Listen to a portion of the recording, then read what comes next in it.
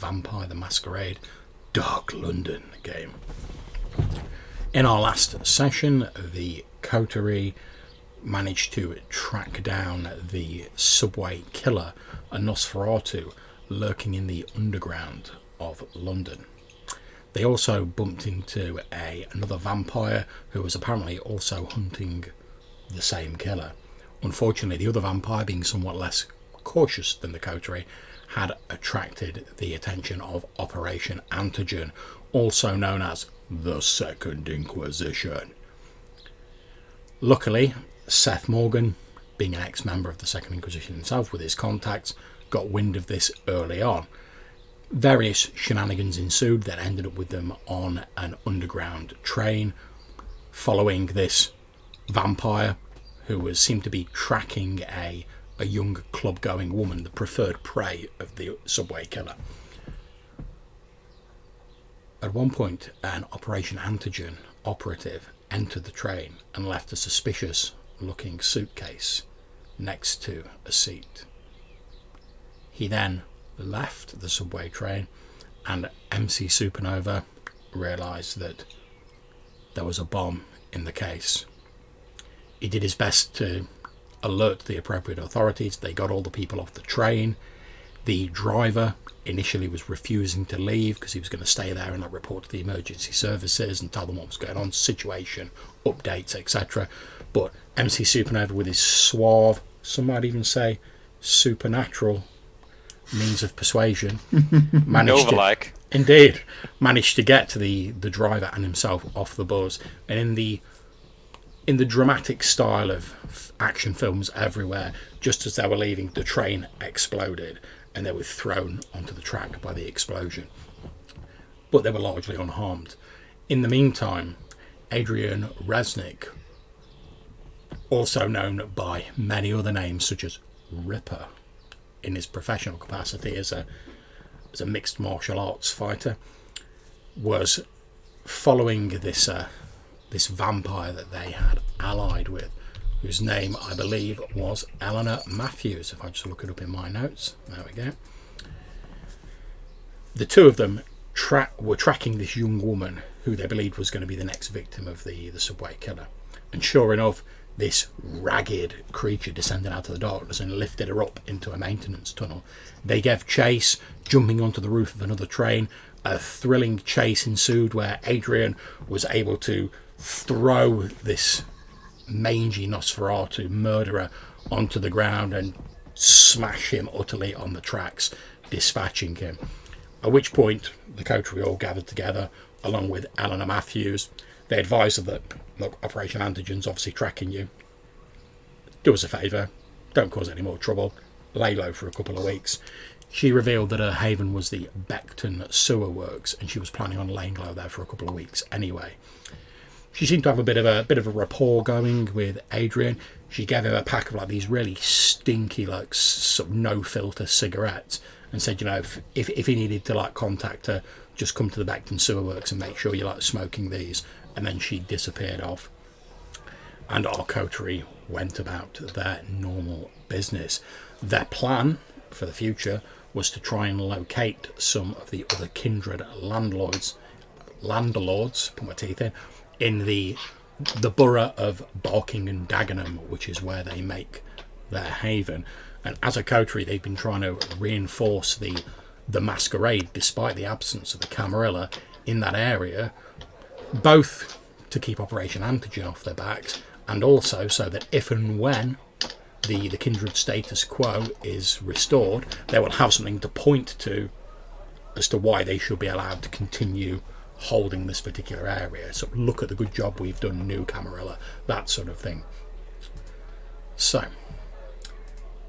what we're going to start with is, obviously, you guys, I'm not going to make, because we're doing we're going to cover a couple of weeks with this sort of downtime system from the appendix in the PDF of the V5 book, just to see how successful you are at locating other landlords, although I may just reduce it down to a sort of a single role, to be honest, rather than an ongoing project. First of all, though, I'm going to ask you guys to make me your rouse checks as you awake in the evening.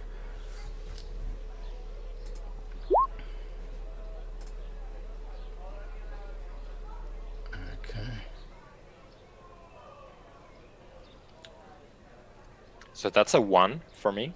Yeah. Obviously, if you fail this roll, your hunger increases by 1. If you succeed, your hunger remains where it is.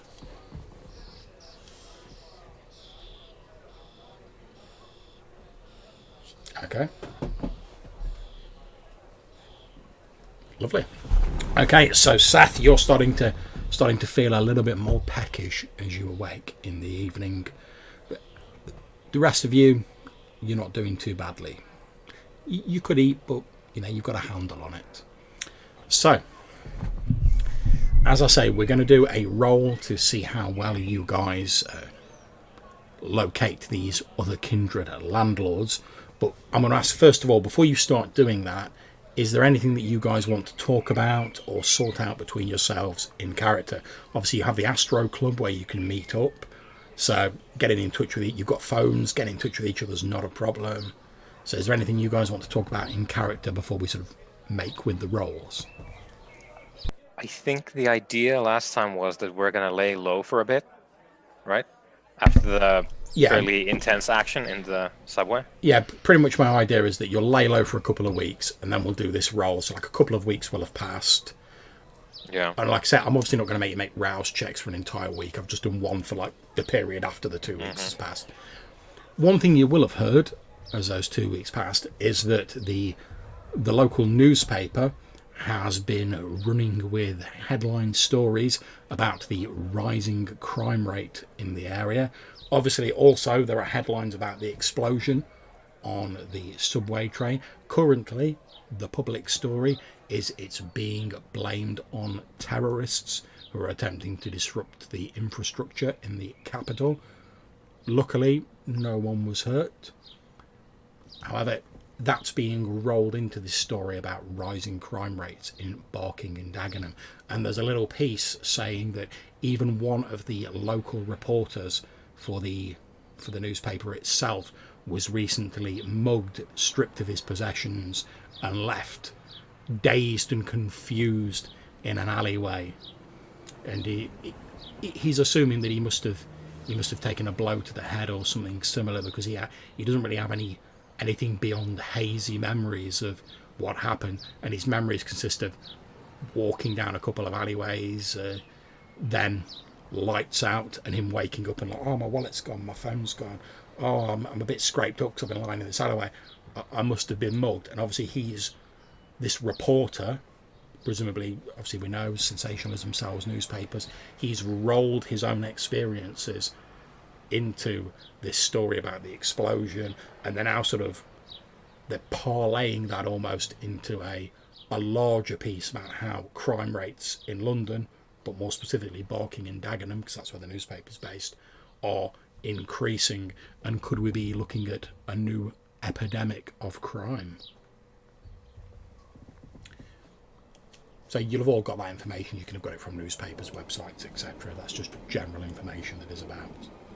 And obviously you know that the reporter in question is Mr. Thomas Axford. You've all had a number of dealings with him. Not that he remembers any of the dealings you've had with him, but dealings were had nonetheless. Okay, so you guys have been laying low for a couple of weeks. Nothing beyond the storylines about the increase in crime, etc. Nothing dramatic has happened over those 2 weeks. Obviously, you've been deliberately trying to keep things on the low down. There's not been any sign of Eleanor, the kindred who apparently dwells in the Beckton sewerage stations. Adrian, have you made any attempt to contact her over the 2 weeks, or? No, I haven't been sticking to the line low thing. Okay, absolutely fine. She likewise appears to be sticking to that. You've heard not a peep out of her for a couple of weeks. However, you know that she only said, oh yeah, I'm going to lay low for a couple of weeks, and that period of time is now coming to an end. Likewise, you guys laying low for a couple of weeks. So 2 weeks have passed. You've done your normal stuff. Obviously, you've fed, you've been keeping it discreet, etc. The 2 weeks have passed. The initial burst of sensationalism from the explosion appears to be dying down a bit, aided by the fact that no one was actually hurt during the explosions. Obviously, if loads of people had have died, that story would have run and run and run for months. Because no one died, however, beyond like the first week, there's still odd little stories about it, sort of opinion pieces like, radical religious extremists in the UK should we tighten our borders, rubbish like that. But it started to sort of taper down and sort of quieten off a little bit because most people are just focusing on getting on with their own lives, and like I say, no one was really hurt during the explosion, which obviously is a good thing for you guys because you don't want like a massive national witch hunt related to that. Also, which was really lucky on our part, I think. I think Supernova, you had a couple of really important roles there to make. I mean, I could have died. Yeah, it might have been bad for everyone on the train. Yeah, good job. So, by the way, elephant in the room. What about Sleeping Beauty in Astro Club? That's a good point, actually. You still have Amanda Knight, the torporized Nosferatu, whose blood you drained, Seth, getting her agreement to do so because you managed to persuade her that, given her sort of the fragile state of her ego and her mental state, she'd already frenzied a few times. She didn't really know a lot about being a vampire. Vampirism had been sort of forced on her by the subway killer against her will. You managed to sort of explain to her that currently she was a bit of a risk to everyone around her, and you offered her a solution, a painless solution. You were going to drain her blood and she would fall into a deep sleep, and you would put her somewhere safe where she couldn't hurt anyone. And she agreed to that. So you've drained her blood. You've currently got her stashed in a private area of the Astro Club. There's no blood in her. She can't possibly wake up from torpor until she has blood in her system. So she's not going anywhere. But have you guys done anything related to her over the 2 weeks? I think the plan was that Flowers was going to try and sort of work with her through her problems. But unfortunately, obviously, and I'll explain at this point to anyone who's watching this now or later, the person who was playing Flowers, due to other commitments, has unfortunately had to bow out of the game. So rather than trying to concoct like a crazy reason why Flowers isn't about, we're just going to sort of fade that character away, and we'll carry on with the terrible trio that we have currently. So which to be fair, like it fits with Flowers anyway, like going away for a bit. So I think it's probably a case of going away for a bit and we just don't hear from her. Yeah. If that's how you guys want to play it, that's fine by me. I would suggest that because that would, as far as I understood Flowers, that would be entirely appropriate. Indeed. Because she had only a couple of good days here and there anyway. So I think given that, because the original plan was, suggestion was that Seth was going to sort of show her the ropes. I think he would have been doing that then, unless Supernova or Adrian wants to. Since she's sleeping in my club anyhow, I think I'm going to take over that. Okay, yep, that's good. Okay, so you're feeding her some blood to wake her up from torpor, MC Supernova? Yes. Okay, where are you getting the blood from? Is it yours? Is it mortal blood?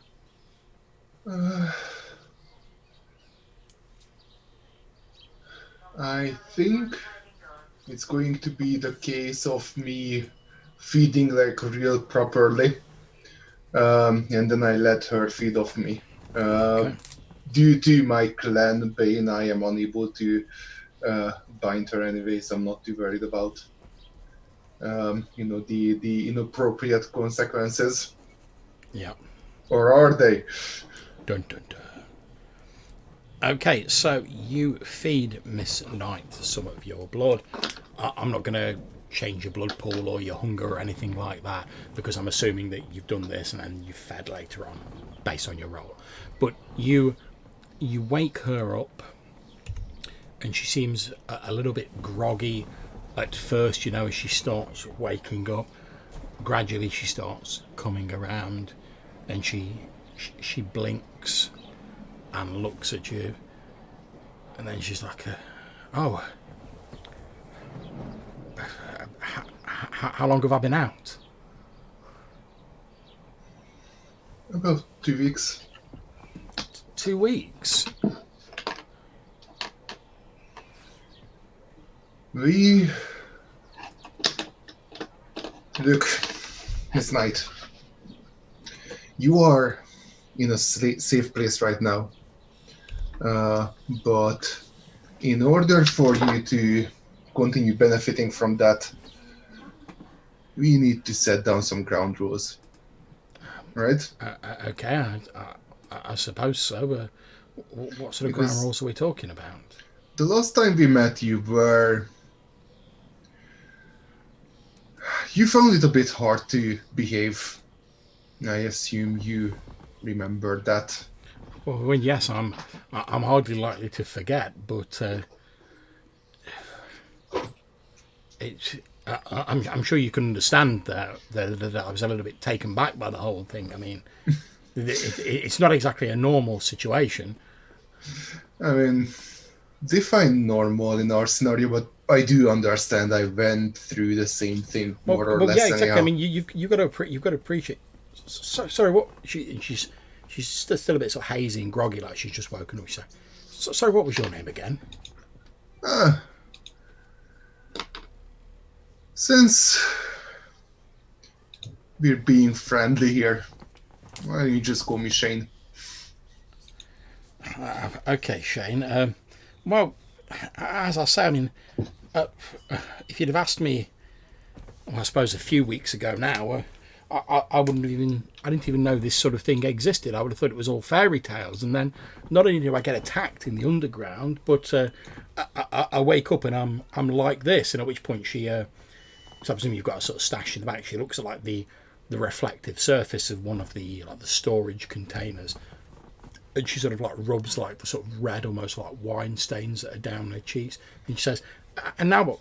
And now I've got this." And I mean. Like I say, it's surely you can't blame me. No, look, there's no blame. But if you wish to survive, if you wish to continue existing as such, you need to learn to control these impulses. And me and my colleagues are here to teach you that. Oh, good. I mean, obviously, I need to know what's going on. I mean, as I said to that tall, thin fellow, I don't want to hurt anybody else. I mean, that's the last thing I want to do. So yeah. I mean, whatever you can teach me about what's going on and how I can manage whatever the fuck this is. Yeah, lay it on me. I mean, whatever you can tell me. So you didn't ever talk to the guy who bit you, right? Well, no. I mean, like I say, I was attacked at an underground station. I woke up there sometime later. It was dark. I stumbled back to my flat, and then I thought I must have been attacked. I was feeling tired. I went to sleep. I woke up the next night, and well, I felt hungry. I went to go out to get some food, and well, whatever it was happened to me, and well, you know the rest. Okay, so sit down, and She sits down on one of the crates. let me offer you a drink, because I think, well, you'll find you probably can't exactly appreciate it the way you may have used to, but it's more for comfort. Okay, sure. Because to begin with, I need to dispel some illusions, and this is going to be hard to hear, but you just need to accept what I'm telling you. Okay. This is yeah, for sure. your own benefit, and I promise I am not untruthful. Well, you guys have already have already got me back here and stopped me from hurting anyone else. So yeah, your credit's good. I mean, right, lay on me. So- What are we drinking? I mean, that's alcohol. What you drank to wake up was blood. She looks a little bit uncomfortable with that concept, but she's not exactly sort of like, oh my god, because obviously you guys had sort of told her you're a vampire, and she's like, vampires equals blood drinking, but she looks a little bit uncomfortable with the concept. She's obviously still adjusting. So, I am very, very sorry to say, Miss Knight, that you have sadly died. Because it is part of the process that makes you what we call kindred. Well, yeah, I remember you guys getting me to try and take my pulse, and there not being anything there. So, yeah, I mean, it still sounds incredible to me, but I can't deny the evidence. I mean, once you get over that realization, there's a lot more to it. But so here's the thing: the three of us, as kindred, as vampires, we are relatively young. Okay, not that much older than you are. If you remember or recall the stories, whatever you may have heard in a book or films. I'm not a big reader, but yeah, I've seen some horror films. I've seen Blade. Yeah, I've seen Blade. You've seen Blade. You've seen Dracula, right? Most of that's bullshit. But the truth to it is that if you play your cards right, you are essentially immortal. But She nods here's thoughtfully, the and then she's like, "You got a ciggy?" Yeah, sure. Here you go. She takes a cigarette off you and takes a lighter off you as well. Some way to light one. Lights it, and then she takes like a big drag on it, and she sort of, obviously you know that sort of things like the taste of things like that are a little bit dulled down because it's only the red stuff that really does it for you guys. So she takes a big drag on it, breathes out the smoke, and sort of like has a bit of a curious look at the cigarette for a bit, and then sort of like shrugs and sort of leans forward to listen to what you're saying. Well, good news is lung cancer not really a concern anymore.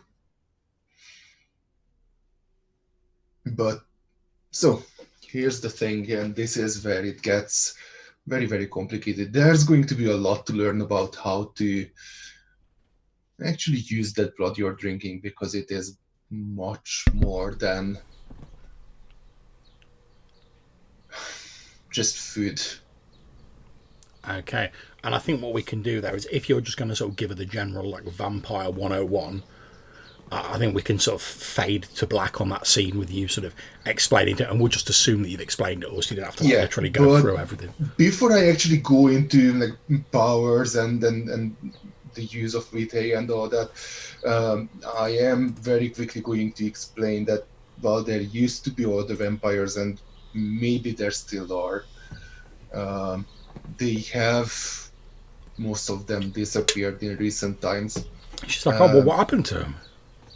And I am just going to, not really going into details about Project Antigen at this point, but I am going to warn her about just vaguely enough that so you're gonna sort of tell her there's like hunters out there who've like... Yeah, hunters out there, and that being discreet and secretive is essential. Okay. Before she starts doing anything else. That's something that I want to absolutely hammer home. Yeah, she seems to take that under advisement, although she does say, she's like, okay, yeah, I get it, you know, we've got to be on the down low, yeah, that's fine. But then she sort of like, again, she sort of catches sight of her face in the reflection. She says, what do I do about this? And like, you see like her lips have got these sort of like, almost like her lips have got this like dark stain on them, which you know has nothing to do with the blood. It appears to be along with the sort of like the red stains down there. It appears to be part of her sort of Nosferatu embrace as how it's affected her appearance. She's like, what do I do about this? I mean, you look pretty normal, but how discreet can I be with all of this? I do recommend makeup, but the thing is, most of the time when you'll be interacting with people, it's going to be in the dark because, well, you can't just walk out in the sun anymore. Well, yeah, I mean, like I said, I've only seen a few horror films, but I know that that's a big one.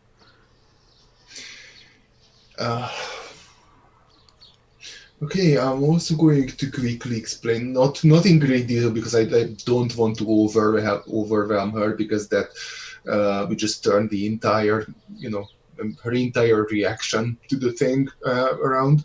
But in just broad detail, I'm going to explain to her about like what I know of the clans. Yeah, no problem. You give her a sort of basic rundown of like the main clans. That's not a problem. As you're doing that, she looks a bit worried and she says, "Oh, sorry, I'm still a bit sort of groggy. I can't remember if I mentioned it, but after I'd first been changed, turned, whatever, but before I went on the night when it happened, I went to visit my local priest and told him some of what happened. Now, obviously, I didn't know about all this lying low and that vampire shit then, but is that going to be a problem? I mean, it was in confession, so I mean, he shouldn't tell him. What exactly did you tell him?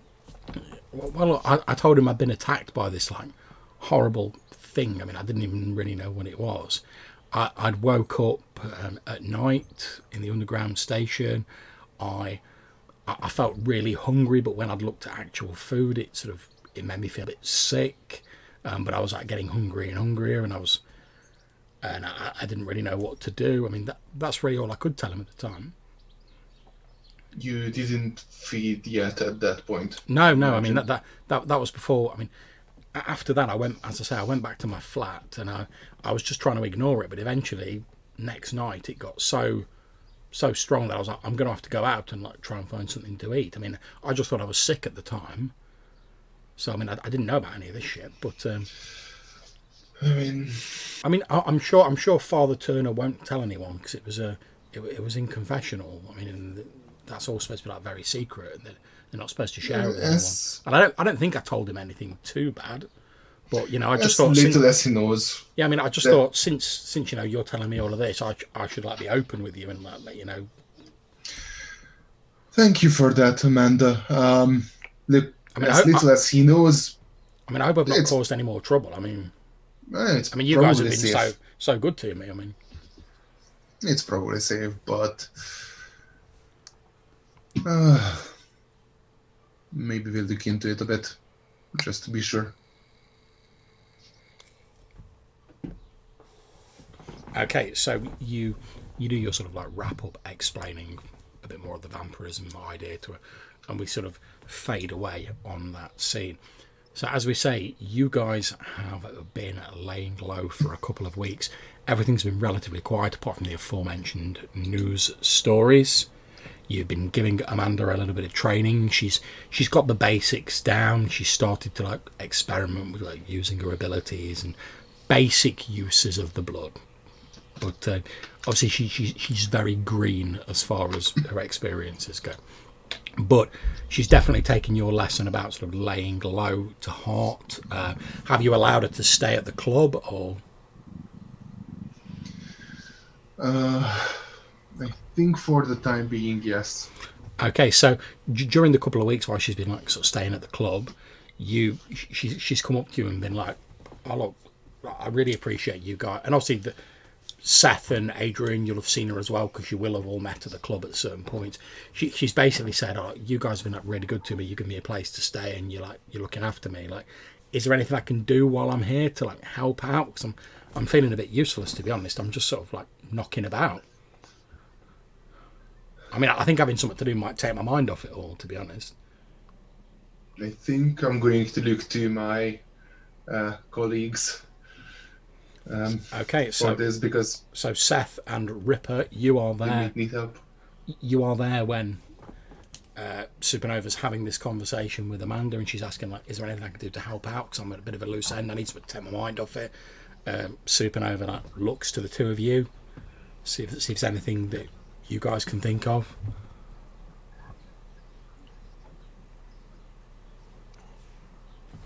I think probably not right now, but going forward, yes. Unless you have some ideas, Adrian. No, I don't. I wouldn't know what to do with them. As you're sort of having this bit of the conversation, you're discussing if there's anything Amanda could do. You notice she appears to be like staring a little bit at Adrian. She's like, Right. haven't I seen you on TV? Yes, you probably have. It's like, oh, I thought when I first met you guys, I was like, oh, I know that big muscly guy from somewhere, but obviously it sort of went out of my head to ask with everything that was going on. But And it was just kind of like stirred, like, you just found out you're a vampire, and this is what you're focusing on now. to be fair, even without making a roll, you can tell that with her asking like if there's anything she can do and trying to make small talk, she's obviously trying to sort of grasp onto anything she can to sort of keep her mind occupied rather than just sitting there thinking, oh my god, I'm a vampire, oh my god, I'm a vampire. Okay, so well, we figured out something better for you to do. Can you tend the bar? Yeah, sure. I mean, I've not done it before, but I mean, if you've got someone to show me the ropes, yeah. Okay. I mean, like you said, I'll have to go out and get some makeup for, you know. I mean, I might get away with that. I mean, I don't know. I mean, obviously, I've been asleep, so I don't really know what sort of club this is, to be honest. Yeah. Wait a welcome minute. to Adrian. Your sire was abnormally strong, right? Oh, wait, sorry. How strong are you? And as you're saying that, you hear the music start in the background in the club, and she's like, I don't know. I've not really thought about it. I mean, I assume fairly strongly. She sort of like she gives one of the storage containers just like a bit of a shove, and it's like a big sort of container, and it does like move a little bit. Which for saying she's just like she's fairly sort of like lithe.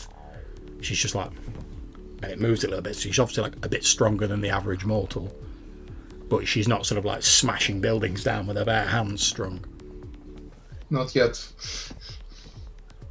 And maybe she could work on your security detail instead. Huh, good point. What did you do in life, actually? It's like, oh, I used to work at a corner shop. Huh. Well, Yeah, just behind the tills and stacking the shelves and whatever. oh, I mean, this it is bound didn't to make be a much bit more money, interesting. but you know, I left school early. I ain't got many qualifications, so you know, whatever it takes to pay the bills, you know. I The mean, good news is there's not a lot of those, and we don't want you paying any of them if you do. Get rid of all of your credit cards. Anything that has your name on it.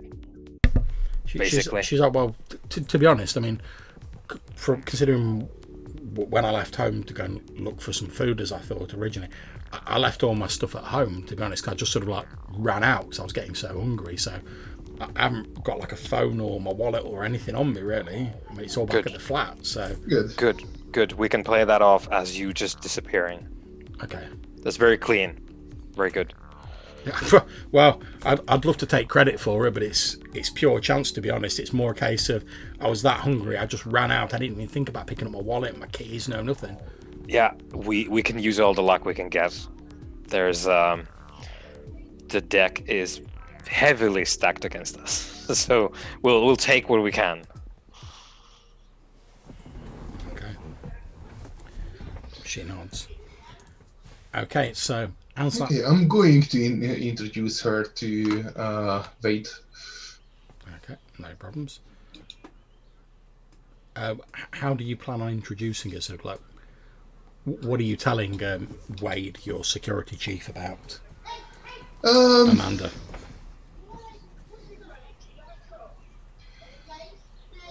I'll tell him that she's like the daughter of a friend who needs a job, and I want Wade to show her around and see if she holds up. He's like, what are you thinking? Like behind the bar, security? What sort of job are we talking about, boss?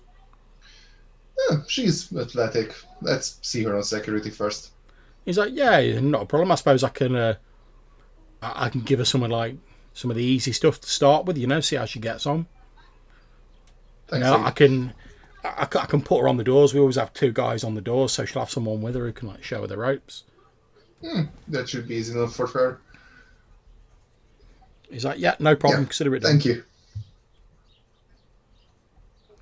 And he'll sort of take Amanda to one side, and he'll be explaining the basic security. Oh, here's the security radios we wear. Here's how it works. Here's what you do if you see anything odd. We'll start you off on the doors with one of our other guys. Just follow what they do. If you've got any questions, ask them. If you've got any major problems, come and see me. I'm Wade. I'm the head of security, etc., etc.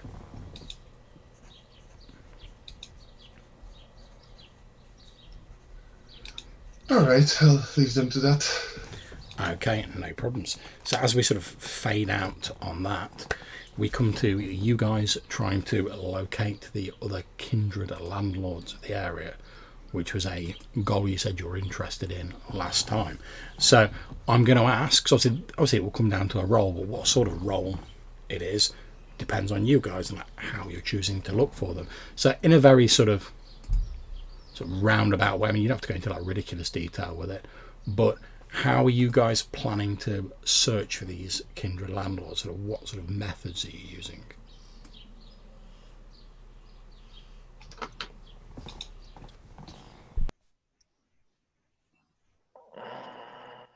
I think for Seth, it's going to be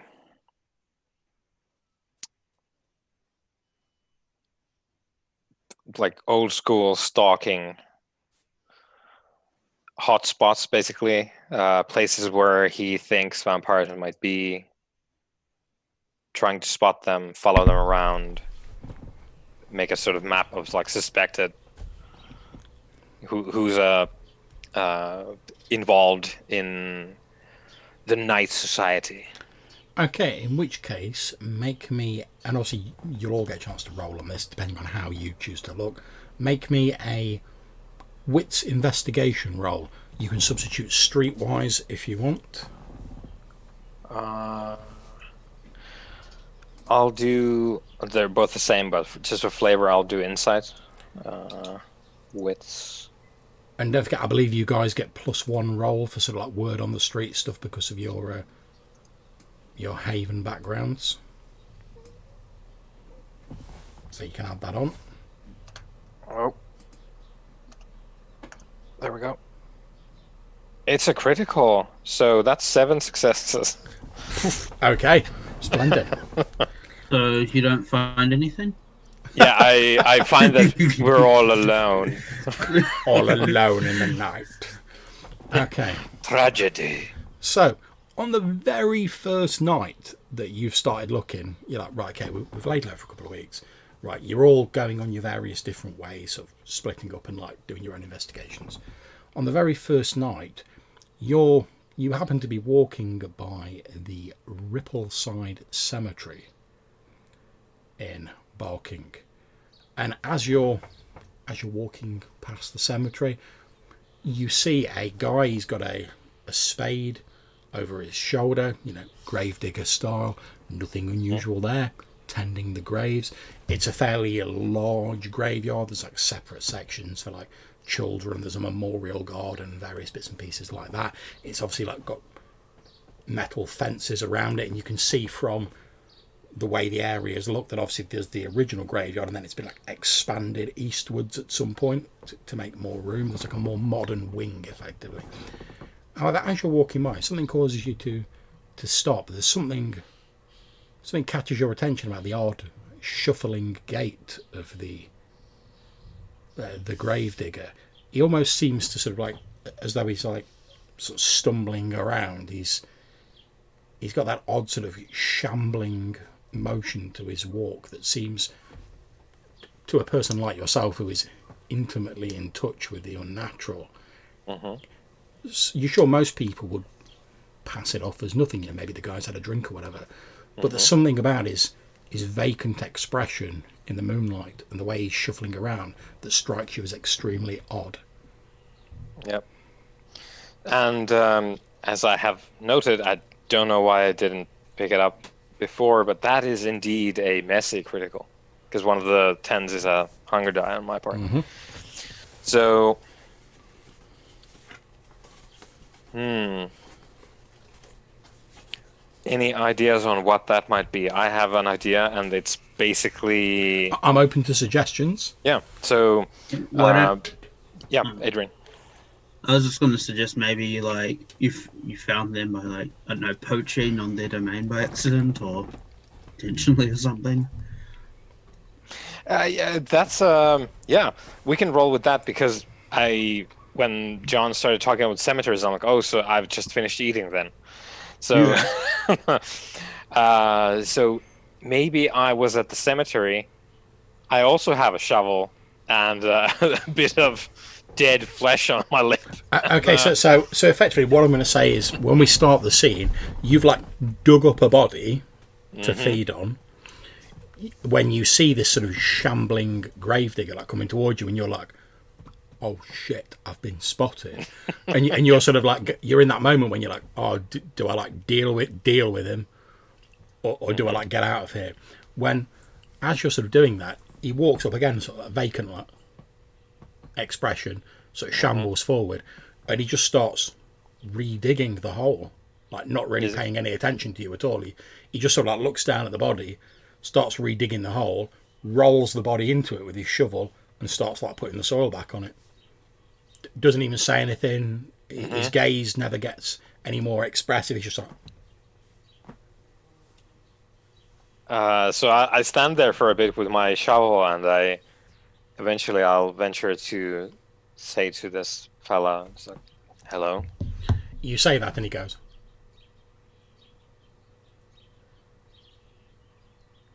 hi, terribly sorry about the mess.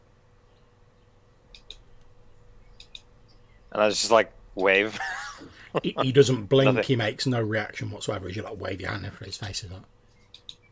Then slowly, again completely ignoring you, he puts his shovel back over his shoulder. He turns around and he starts walking towards what you assume must be like the chapel of rest, or perhaps like the sort of mortuary building, and he's just like, yep. Yeah, I will follow. I will follow this charming man. yeah, it's not difficult to keep up with him. He's moving like he's moving slower than like a normal person would walk. He shambles back to the building. He gets to the door and he goes on the front door. You're at like a little bit of a distance, you know. Obviously, you want to see what's going on. Yeah. The door opens and you hear a slightly sort of rasping, but obviously female voice say,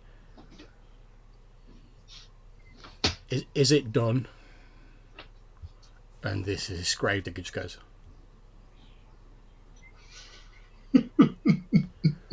"Good, then come inside."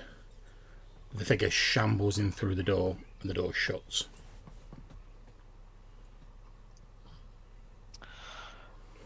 Are there windows into this space? Yeah. I will sneak around and try and see what's going on inside. Okay. As you look inside, you're just in time to see a woman sort of literally taking this gravedigger by the hand and sort of leading him into another room. You only catch a brief glimpse of the woman, but she's very pale. The skin appears very tightly drawn around her bones. She almost looks like slightly emaciated, but she's wearing like sort of like quite baggy clothes. But her face looks very like shrunk and Drawn. shriveled. Yeah, drawn. Yeah, almost sort of like skull-like. And she sort of leads the gravedigger into another room and shuts the door. Graveyards with cleaning bots, how modern.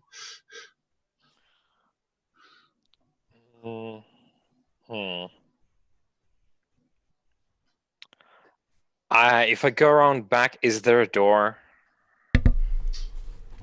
Yeah, there's a back door. Yeah, so I'll go there and I'll give it a knock. I'll stand back and away from the door as well. So I'll take a diagonal step away. That's fine. You knock on the back door, and a slightly older looking man wearing like the night watchman's cap and like a sort of blue jacket. He's got like a little torch in his hands. As he opens the door, he's like shining the torch out, and he's like, "Hello." Oh, hello. He's like, "Oh, sorry.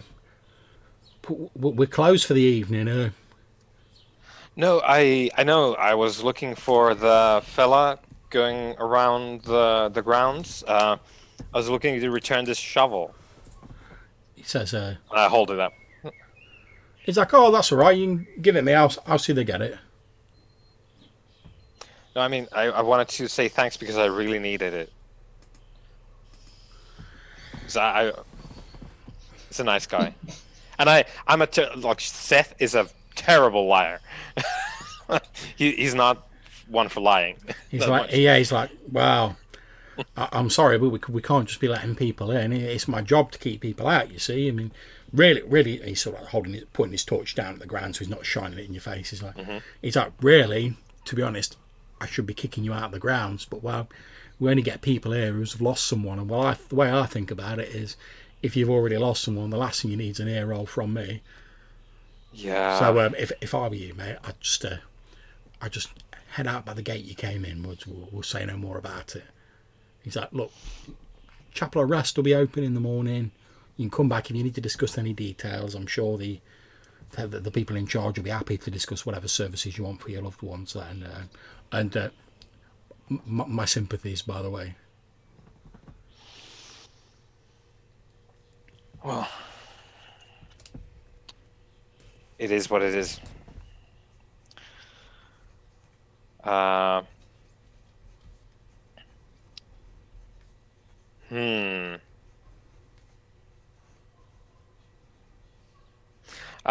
I'll hand him the shovel. He's like, and bid very him a much. good night, and I'll be on my way then. yeah, and again, my deepest sympathies. You have a good night, yeah. And he You as well. He like turns his torch off and like shuts the door and disappears back inside. Yep. I think I'll leave for now, and I've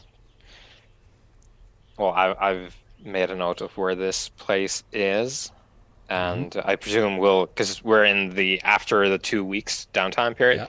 So, I guess I'm surveilling the location, and then I presume we'll meet up with the rest of the crew sometime later in the night. So, MC Supernova, how are you trying to find kindred landlords in London? You're muted.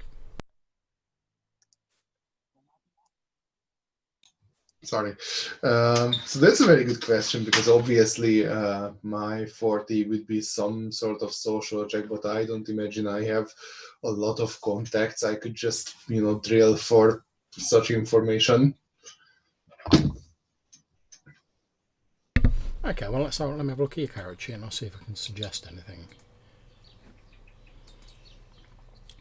Now, the main advantage you have is obviously you've got the club, which is full of like people who are, comparatively speaking, easy to feed on. So it's quite possible vampires might come to your club to avail themselves of That's a feeding. very good point. So technically speaking, I think you could probably make some sort of a performance role, maybe like a wits performance role or something like that, just to see like if you're lucky enough that any other vampires like come by your club and you spot them. Thank you. That's a very good suggestion. I will do that. That's all right. Wits and performance. Any modifiers on this, or just the base roll? Just the basic. Okay. Look at that. Okay. So, on one of, because I said we're in a slightly sort of woolly rendition of time. On one of the evenings that you're in the club, you know, the music's like thumping in the background. Your attention is drawn to an argument that seems to be going on between two, and it's not like a fist fight or anything. It's just like two people like sat in one of the sort of round tables in a corner, one of the sort of slightly more tucked away areas. And as you're looking at them, you can see what appears to be a young woman. She's wearing your standard sort of like biker-esque gear, although she looks relatively young, and she appears to be engaged in an argument with another young woman who has like blonde dreadlocks and has like slightly sort of like hippie-ish sort of clothing on, in like a tie-dyed shirt and stuff like that. They jump out at you because they're not wearing like the standard clubber gear that you're used to, and you can't tell what they're saying, so you can hear the like in the background, but you can see as they're sort of talking, you see the biker woman sort of like gesturing emphatically with her hand, and a couple of times she like smacks her hand down on the table. It doesn't appear to have escalated to an outright conflict, but they definitely appear to be having an argument. You see the woman with the blonde dreadlocks sort of says something back in response with like quite a smug look on her face, at which point the biker woman's like,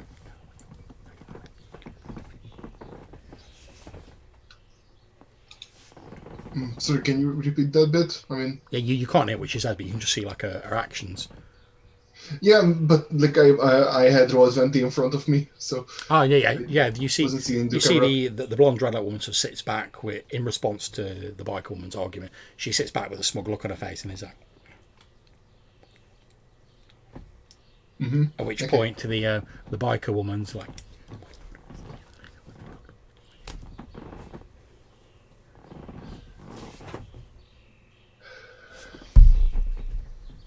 jabbing a finger on the table.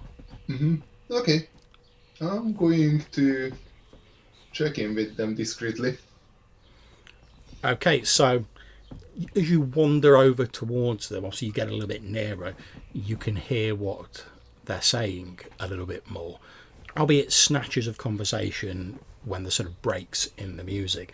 You hear the woman dressed in sort of biker gear say, "Look, you wouldn't be giving me half this shit if you hadn't got him backing you up. And you know it. All I'm saying is, the lays are mine." At which point the woman with the blonde dreadlocks is like, "Look, we can come to some arrangement. You know I've got in my corner. Do you really want to take this to that level? Or we can sit here, we can talk about it civilly. We can work something out." And the biker woman's like, "Listen, I know you've had your eyes on the lays, but they're mine. I don't care. I don't care who you've got backing you up. I'm putting my name down on them." At which point she's like, "Look, all I'm saying is, it doesn't have to come to these levels. But we can work something out. If you come rumbling in with your little like biker gloves on, acting like you're a badass, we know how it's going to go down. All I'm saying is, do you want that to happen? Because as far as I'm concerned, I've given you the warning. If you take it to that level, I'm not responsible for it." And it carries on in that sort of vein. Okay. They appear to be quite engaged in the conversation. They've not really spotted you. Just to fill in like a potential knowledge gap, when they say lays, does that mean anything to me? As like Okay, in kindred language. as someone who lives in London, you know that there is a country park called the Lays, and it's Okay. there's in that sort of area. There's like 3 parks that sort of like join onto each other. There's Old Dagenham Park, there's the Lays, and then there is Beam Parklands, and that the Lays is in the middle. And they're all just sort of like slightly different like parks. The Beam Parklands is like part of an old flood defence. It's like a bit more of a meadow / woodland with a little bit of a river going through it, more like a stream. Whereas Old Dagenham Park is more of a sort of open park with a bit of a garden attached to it. And the Lays is just like a strip of like green belt land between the two of them. There's nothing particularly spectacular there. It's just like a big area of fields and grass. Okay. I'm going to approach the table and just slide in on one of the 3 like sitting spaces. As you sort of sit down, the woman in Evening, the bike, ladies. the one in biker gear is like, "Fuck, do you think you are? Can we try to have a conversation here?" Yeah, I'm the owner of the space. Just thought I could maybe help resolve a dispute before it escalates. You notice the woman with the blonde dreadlocks stares at you for a few moments. Then she, like without answering you, she turns to the biker woman. She says, "He's kindred." It's of you to notice. She raises an eyebrow and says, "Well, there's not a great deal that escapes my attention." Which one the biker woman's like, "Huh, yeah, but it's your modesty I really fucking like."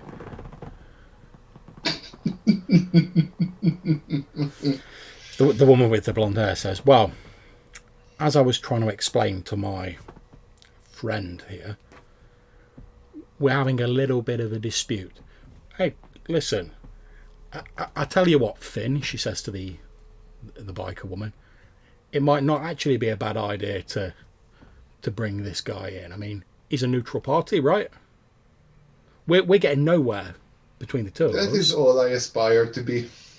At which point the biker woman, who's been identified as Finn, says, "Well, I suppose you might be right, Blake. All right, let me." And she like leans in. She's like gestures for you to come a bit closer, Supernova. She's like, And they do. "All right, let me break this down for you. Look, I live in Old Dagenham Park, right? Blake there lives in Beam Parklands, and there's this big bit of land called the Lays, this park. I'm sure you've fucking heard of it. Between them, but it's on my side, and I've said I want it, and she's not having it. That's where the disputes come from." At which point, Blake, the blonde dreadlocked woman, turns to you and says, "All I've been trying to explain to my impetuous friend there is perhaps we can work out some sort of way of splitting the land between us." But she's not satisfied with that. And I've been trying to say, look, I don't want to escalate this into a conflict, but if that's the way it's going, I'm ready for it. But I don't necessarily want a conflict. I'm saying there doesn't need to be one. But every time we've met a couple of times about this, every time we have like different places, obviously, security, etc. Every time we have a meeting, she gets pissed off, won't listen to reason, normally ends up breaking something and or storming out, and then we're back to square one and we have to have a meeting again. And to be honest, I'm getting a little bit bored with it. As far as I'm concerned, I'm making all efforts to be civilized, trying to keep this on the low down, trying to avoid any tension, but I can only go. She's got to meet. She's Finn. You've got to meet me halfway. Come on, Finn. At which point the biker woman sat there like. So the lay is basically currently no man's land, right? Yeah, that's the way it is. No woman's, as it is. Finn says, "Oh, don't be giving me any of that political correctness bullshit." Look, it's no man's land at the minute. But all I'm saying is, I've had my eye on it for a long time. She's had nothing to do with it, so why shouldn't I take it? And she has to start going on about how she's got other people backing her up, and if I want to start anything, she's ready for it. She might sound civilised to you, but all she's really trying to do is egg me on to get me to make the first move, so that when she comes rumbling in with her back up, that like whatever happens, she'll go, "Oh well, I tried. It was all the Bruges' fault. They just wouldn't listen to reason." That's why we're not getting anywhere. Without taking sides in this, right? Delays, big fucking land. Is it really certain that like one of you can cover the whole thing in a reasonable span of time? Wow, says Finn, I've done pretty well at covering my my territory so far. Not caused too much trouble, trying to, because of the parks, we get like quite a lot of people like sleeping rough there and stuff like that. I try and look after them the best I can, but I mean, it's a better choice than the subways. At which point the blonde dreadlock woman Blake sort of leans a bit closer to you, soon when she says, "Next thing she'll start telling you about her theory as to why the Camarilla's not about." And Finn, the Bruges, says, "You're right, I will. And I tell you why the Camarilla's not about anymore. Because they forgot the common man. They started lording it over everyone, thinking they were better than everybody, thinking they were like nobles and they were lords of the night and all that BS. Oh, where are they now? Dead. That's where they all are. What good did it do them? Nothing. If they'd have kept on the quiet, looked after folk, maybe helped them along a bit, none of this needed to happen. But all I'm saying is, they got themselves into hot water. I'm not going to cry over spilled milk. I'm just going to look after me and mine." Okay, so thing is, the Camarilla is not about because they are not about anymore. Me, my associates, and you ladies are pretty much all that's left. And maybe a few pockets here and there. At which point the Bruges says, "Well, there's that nonce up in Chadwell Heath."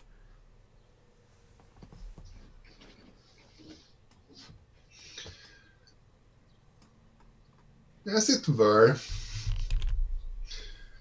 I think while you're arguing about a piece of land, you are actually missing the bigger picture. Oh yeah, what's that then? That there is no Camarilla currently. Well, yeah, I know that.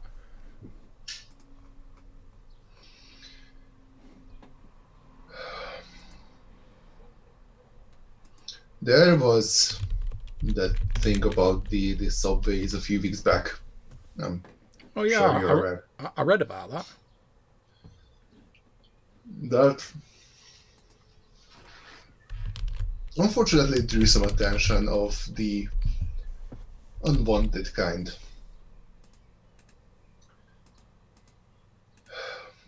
The thing is,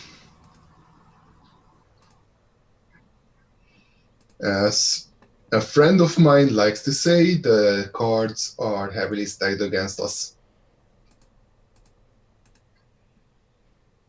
So I am somewhat glad you walked into my club tonight because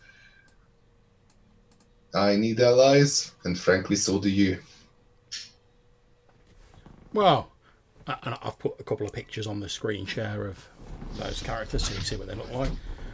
Finn says, "Well, I'm not doing too badly myself at the moment. Yeah, I've been doing all right." No.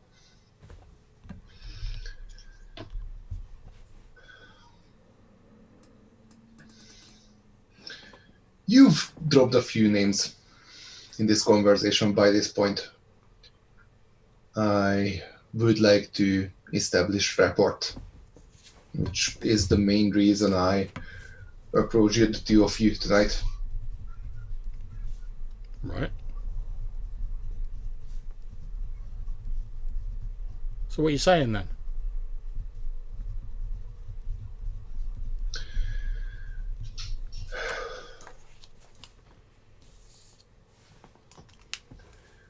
I'm saying, how about the two of you? And what was the name of that guy you mentioned? What? That dickhead up in the heath? That one. How about Oh, the... yeah. Chadwell. Don't know if you've ever been to Chadwell Heath, says Finn. Right snooty place. Or it's one of those new housing estates, you know, where all the middle class live, you know, everyone's got their little lawns and everything. Fancy. Yeah, yeah. Are you on speaking terms with this person? Hardly. I think he's an idiot. Underwood's his name. I don't know exactly what he's doing up there, but he's one of them people who thinks his shit doesn't stink. Thinks a bit too much of himself. I mean, technically, I don't think he actually shits, but All right. It's just an expression. But yeah, he's one of these snoot. I don't even know what clan he belongs to. He's one of these snooty types, got to have like his little community. Got to be trying to get all these rich people working for him and all that. Just like the old days. And well, that worked out well for people, didn't it? All right. So, Finn, Blake, I propose you come back here tomorrow and enjoy this club's VIP offerings for some time. And I'll introduce you to a few people. At which point, Blake smiles and says, "Do you know what? I think that sounds like a good idea. We're obviously not... Look, Finn, be honest. We're not getting anywhere between the two of us. What have we got to lose, really?" At which point, Finn sort of huffs a little bit, but she's like, "Yeah, I suppose so." Blake turns to you, Supernova, and says, "Do you mind if I bring my grandfather with me?" Your grandfather? Yes. Also kindred? Yes. Did you do that? No. Interesting. Maybe I'll ask about this later. I don't think our relationship is quite there yet. But yes. At which point Finn says, "Oh, try and stop her talking about her granddad. Always going on about him. He's a backup." At which point Blake says, "Look, the only reason I've mentioned that to you, Finn, is to try and dissuade you from taking any rash action. I keep telling you there's no need for this to get violent, but you're just not listening."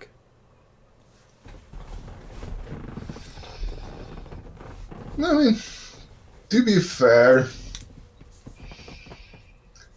I would love if my granddad were in any shape to give me backup. That's a rare opportunity, and one that should be appreciated. At which point Blake nods and says, "Well, I can see that. I can see obviously you're a decent sort, and yeah, I'm not going to lie. I'm not going to lie, Mister." They call me MC Supernova. Goes with the trade. A mouth sort of twisting a bit of a smirk. She's like, "That's fine. Do you actually have a real name?" It's Shane. I'm gonna. It's Shane. Thank you. If we're going to be talking a bit more, I'm going to feel quite silly if I have to keep calling you MC Supernova. That is actually a fair point. Well, Shane, when did you say you wanted us to meet here? Tomorrow night. Okay, sounds good to me. Is that all right with you, Finn? Which one? Finn's like, "Yeah, I suppose so. Like you say, we ain't got a lot to lose, have we?" Right, well, I suggest, says Blake, we all go our separate ways for this evening. We're not going to get anything more done now, and we all meet here tomorrow night. At which point, Finn's like, fine. She stands up, and then there is like almost like a sort of a rush of air, and she's not there anymore, and her chair just goes. And as you look across the club, you see on the far side of it, one of the doors going. Neat. At which point Blake says, "Yeah, there's just no helping some people." Anyway, it was nice to meet you, Shane. I suppose I'll see you tomorrow night. And Looking forward to it. She gets up, sort of brushes down her tie-dyed shirt, goes over to the cloakroom, gets like an old sort of wax jacket, puts it on, heads out through the front door, nods to the security guys, heads out into the night. Okay. Before I retreat to the office, I'm going to let the personnel in here know that that the VIP room is off limits for tomorrow night. So there's going to be like a what's it called? Sorry, like a closed event. Yeah, a private event. Yeah. Not the secret lair, but the regular VIP lounge. Yeah, your security chief is like, yeah, no problems, boss. We can deal with that. He says, oh, by the way, I thought I should tell you the new girl's doing all right on the doors. And he sort of Really? jerks a thumb over towards the front door. You can see one of the other security men, and you can see your kindred protege, Amanda, sort of stood there.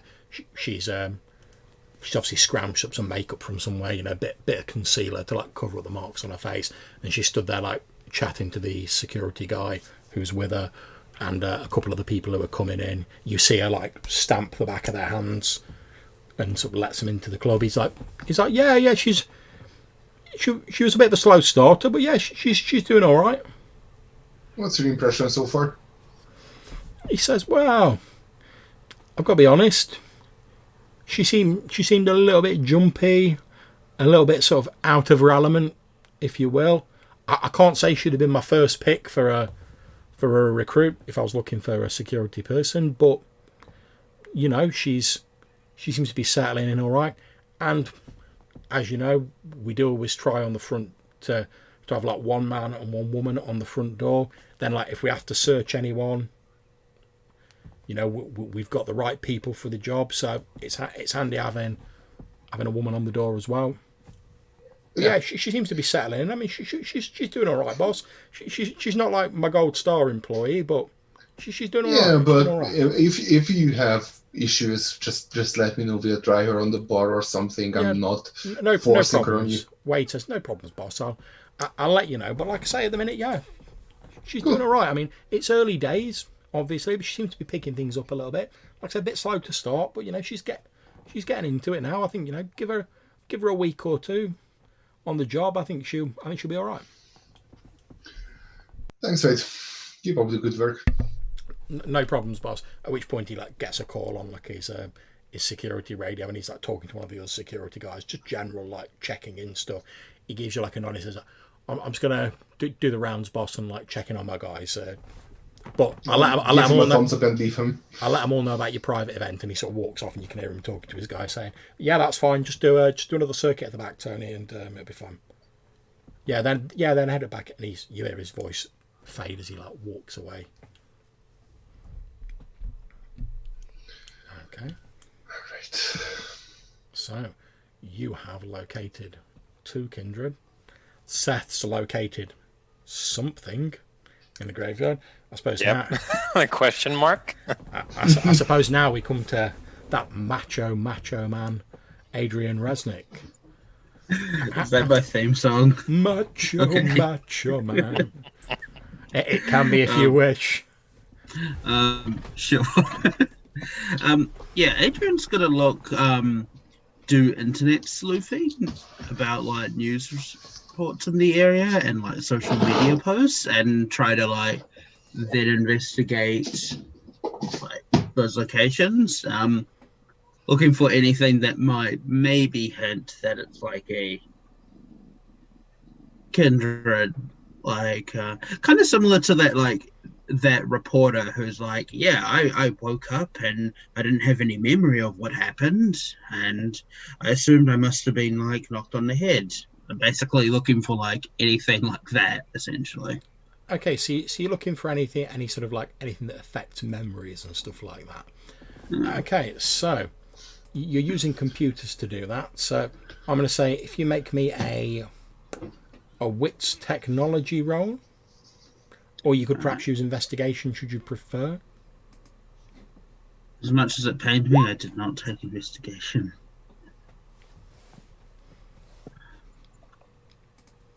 Okay, let's see what you got. Yeah, that's fine.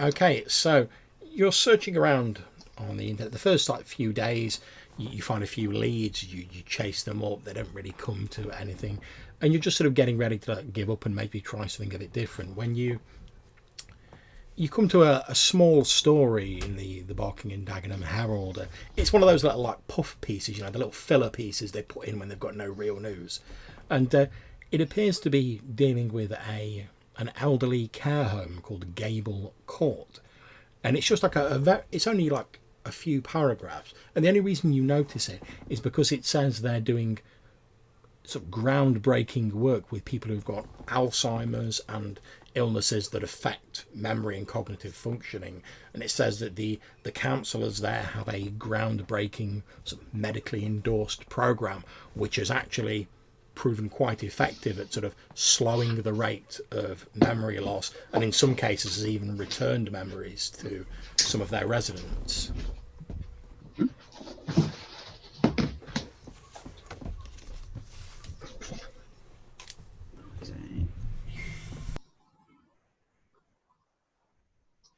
So I decide to investigate this place.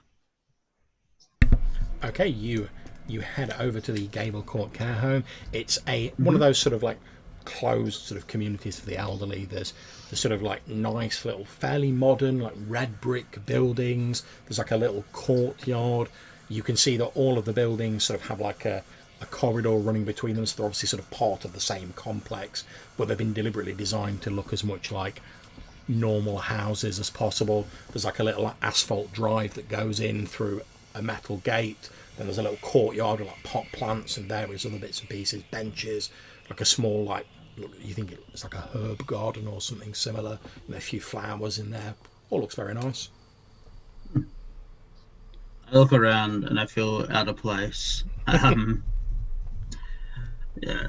Do I notice anything that rouses my suspicion? You don't notice anything that arouses your suspicion at first. You're sort of walking around, and there are like a few sort of like residents, sort of like walking about, etc.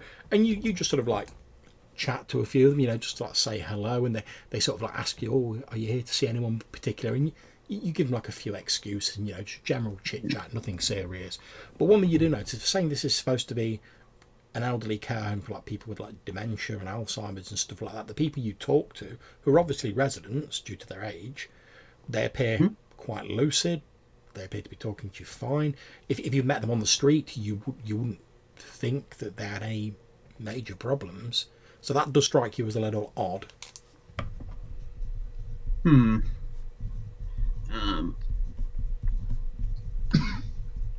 Interesting. I asked him about the staff here.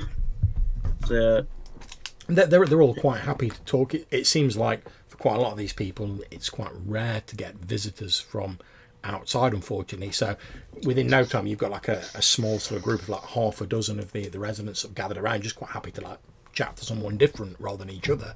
And they're all quite happy to talk to you. They chat about the various different people there. One name that keeps coming up is the name Councillor Fletcher, and it appears that in this this care facility they have like a number of counsellors, for end of life care and stuff like that, and to sort of try and keep the mind active and deal with any problems that the residents might have. And this Councillor Fletcher is mentioned a number of times. It seems like most of the people here have visited with Councillor Fletcher at some point, and they're like, "Oh yes, I always feel ever so much better after I've spoken to Miss Fletcher." Or a lot of young people, when they come in, they don't really understand what it's like getting old, but she really seems to understand it. And like I say, I always feel miles better after I've talked to her.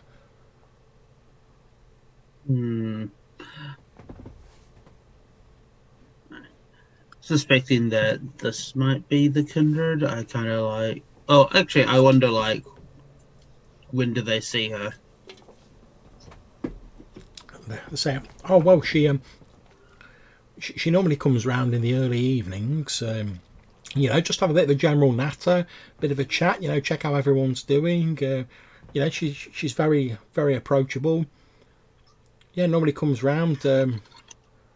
I say she's got the evening shift here because they have different staff in the day and they've got different staff in the evening. But yeah, bless her. I mean, a lot of us, like me, for instance, struggle with our sleeping, and there's not a lot to do around here. But it's nice to have a friendly face and someone to have a bit of an natter with." Okay. Where can I find this person? They're like, "Oh wow, there's like a counselling room here, and whoever the counsellor is who's on duty is normally in there." I wish for they'll even say to one of the others, like, "Oh, Ron, is Councillor Fletcher on tonight?" He's like, "Yeah, I think so, Mary. Yeah, I'm sure I saw her like an hour or two ago. Yeah, she'll probably be in her office, Mary."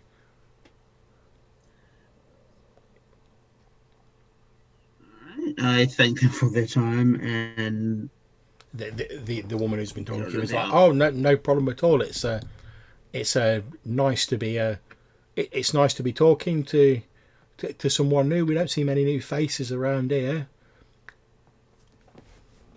And she says, "Especially not handsome-looking young men like yourself." And she sort of like looks you up and down.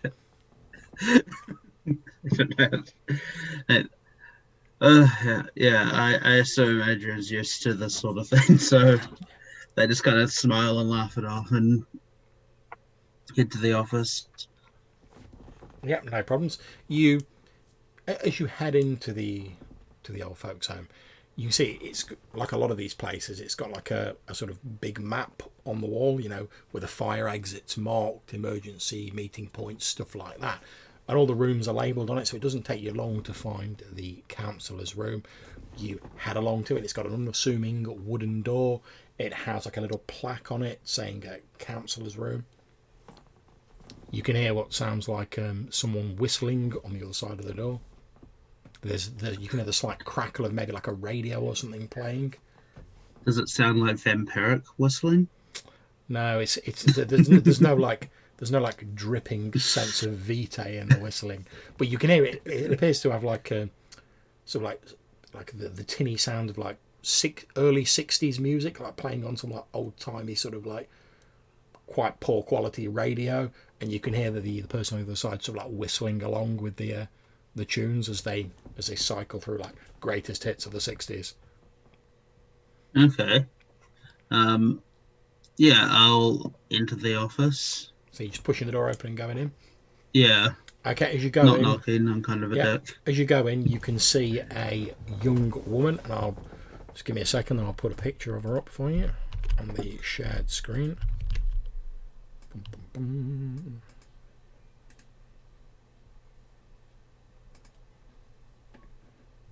And obviously I'm just dropping these anywhere on the thing I'll move them to the various places later. Okay, so as you walk into the room, you can see a young woman wearing like a light grey blouse and a skirt. She's sat with her back to the door. She is indeed whistling along to like greatest hits of the 60s. You can see she's holding a pen in her hand. She appears to be like writing something on the desk. She, without even looking at you, she just gestures to like a comfy looking armchair that's like next to where she sat, and she's like, "Oh, just take a seat. I'll be with you in a few moments. I'm just making some notes after my last session. Please just sit yourself down. I'll get you in just a moment." I sit down and kind of just to the radio, and like, they're good, but I preferred the Stones myself. As she hears your obviously not old person voice, she starts a bit and sort of looks round and she's like, "Oh, who are you?" I'm Adrian. I was expecting Joan. That's what I've got. That's what I've got on my list.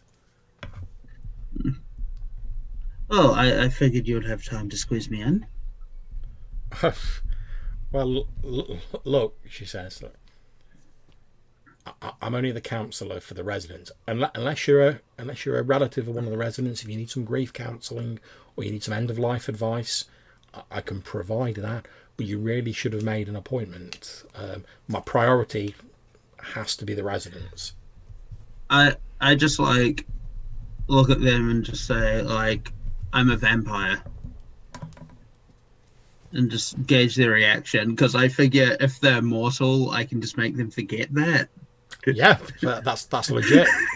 Like, I'm a vampire, and if they're like, "Oh my god, what are you doing?" You start to forget, and then run away. Yeah. Okay. At which point she just sort of like raises her eyebrows, and then she says, "Shut the door." Shut the door. You shut the door, and as you sort of turn around from closing the door, she sort of holds around. She says, "Look, I don't want any trouble." No trouble. Yeah, this isn't. I didn't come here with an agenda other than getting a lay of the land. She's like, "Sorry, I'm sure you can forgive me for being a bit suspicious, given everything that happened recently, and given how kindred are. I'm sure you can forgive me for being a bit suspicious that you've just waltzed into my office and outed yourself, so to speak." And as she's talking to you, notice that she at no point has she stopped writing her notes. So as she's talking to you, she's still sort of like, without even looking at the paper, she's still like writing her notes and filling her forms in. Interesting. Well, I'm not sure how long in this game, but I haven't been at this unlife long enough to know how kindred are like. Well, allow me to educate you a little. I have never met another kindred. Granted, I've not met a great deal of kindred, but I've been trying to stay well and truly off the radar, if you understand what I mean, given what happened to some of the others. But, and again, she's still sort of writing as she talks. She's like, but I've never met another kindred, my sire, any other kindred I've met who didn't have some sort of agenda. They might not reveal it straight away. It might be buried under layers of deception and obfuscation, but it's always there. Fair enough. Like it's only. And she leans in a little bit, still writing. She's like, "Look, it's only due to the fact that I don't have an agenda, and the fact that I'm so below the radar that I'm barely worth noticing. That's the only reason I didn't get taken when some of the others did, and that's how I want to keep it. The way I see it, I just stay here. I don't cause a fuss, and what happened to my sire won't happen to me." Okay. Well, do you mind if I ask you just some basic questions? Look, if it'll get you out of my office quicker, fine, ask your questions. Yeah, sure. So, how exactly do you view your role here? Well, the way I see it, I have a certain facility for working with memory. Now, my sire used it to enforce his will on other people, used it to control people to get what he wanted, and for all the good that did him. But I've decided that, I mean, I used to work in places like this before. I decided that I'm not going to use my facility with memory to mess with people.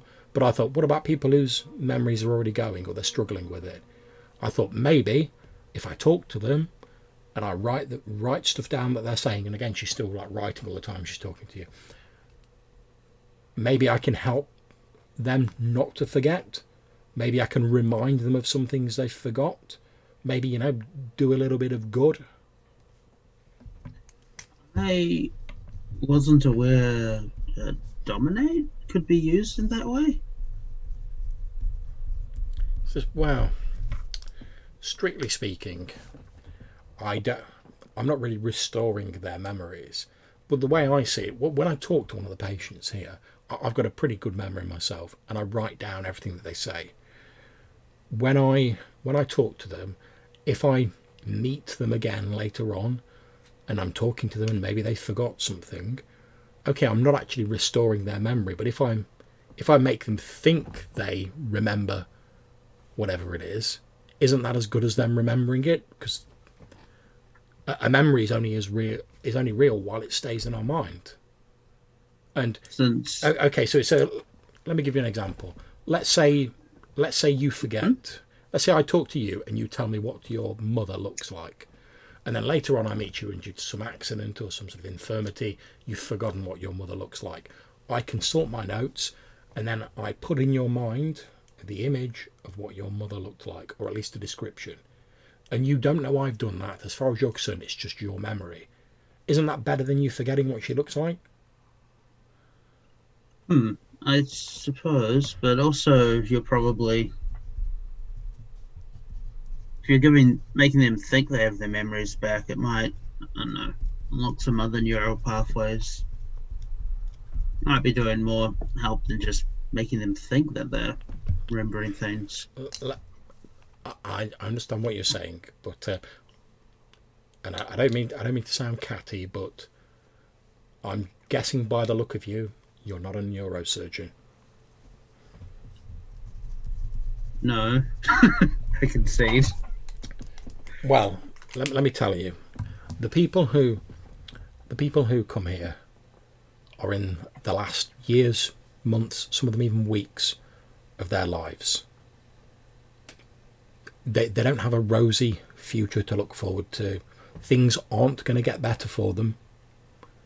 But if I can make their final journey a little easier, a little less rocky, and I can make them more comfortable on their way, where's the harm in that?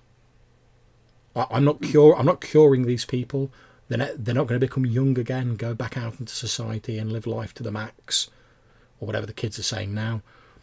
But the one thing I can do for them is make the approaching end a little less terrifying, a little less bewildering, and at least give them some comfort and peace of mind. So what if a lot of it's an illusion?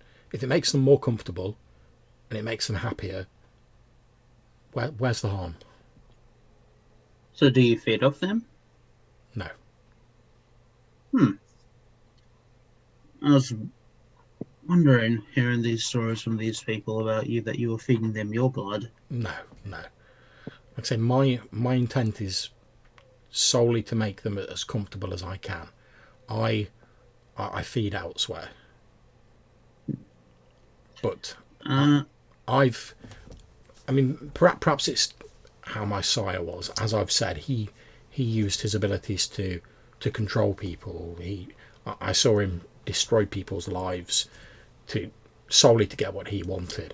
Maybe I'm trying to redress that balance a little bit and just try and do a little bit of good. But and maybe in the long term I'm not really accomplishing anything. I'm just making these people a little bit more comfortable on their way to the grave. But where's the harm in it? So, what clan are you? It's a bit of a... Sorry, you really are quite new, aren't you? That's not really something you just like front up and ask people. Usually don't just ask people if they're vampires. Well, I should hope not. Yeah. I mean, if that's the way you're going around asking people, you're lucky you bumped into me. Okay.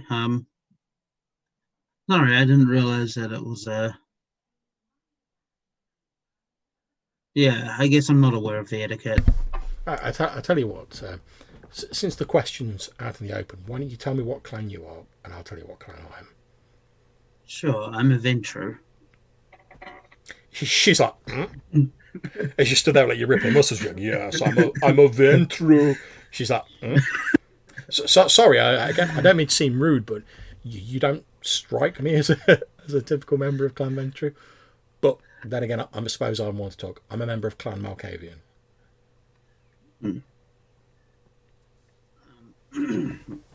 Yeah. To be honest, I don't know why. I don't actually know that much about the other clans. Look, it's fine. Like I say, it's not really something you should go around asking other people. But luckily, you've bumped into me, and I'm a medical professional.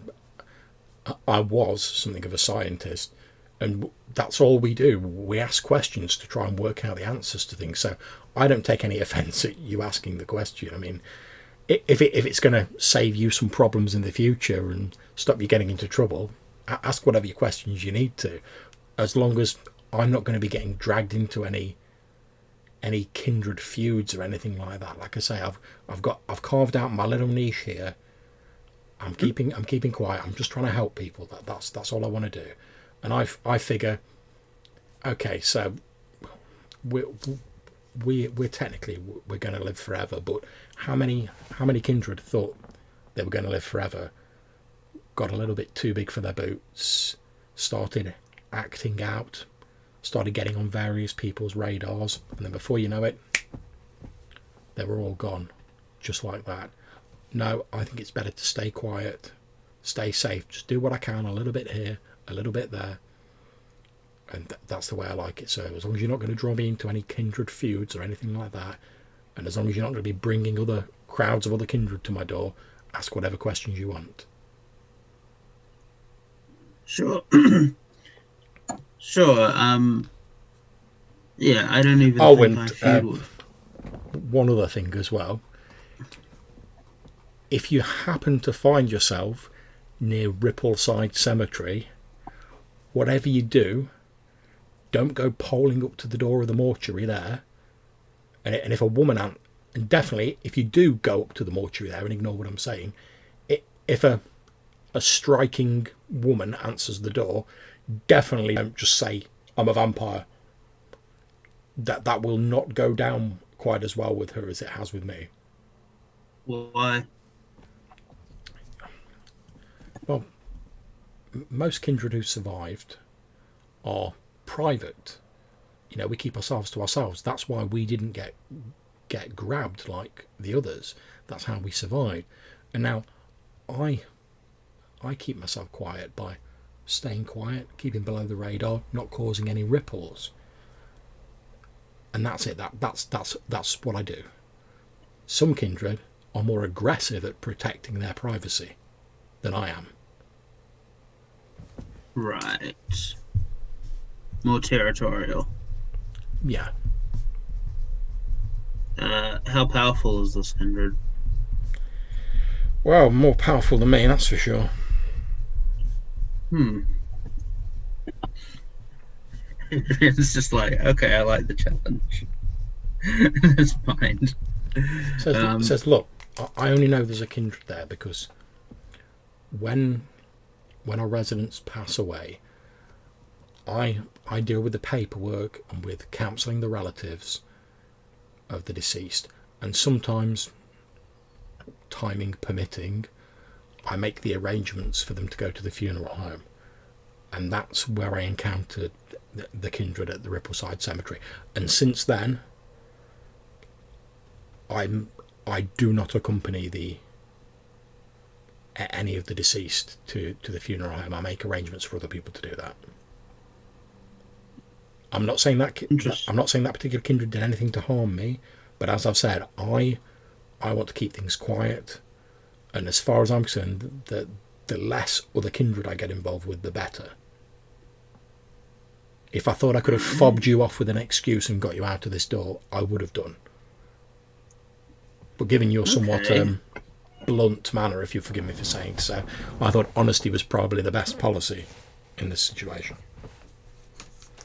Well, I guess I'll continue to be keeping on the tradition of honesty. I have two other coterie members, and they will know of your existence. I can't imagine them spreading it any further, though. She looks a little bit concerned when you say that, although her pen never stops moving on the paper.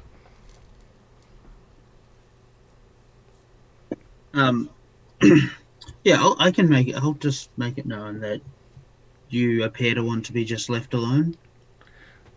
If you could, I'd rather have it like that.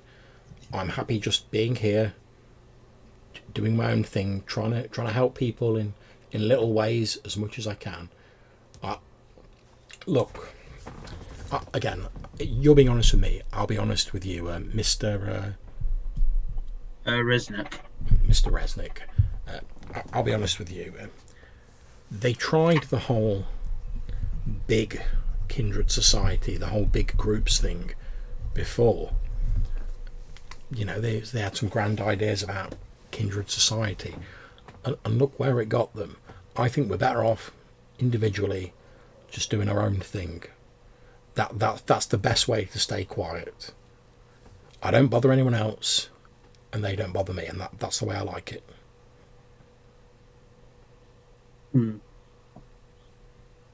Alright. Just one final question. Are you aware of any other kindred? So, well, I know I've heard of one or two.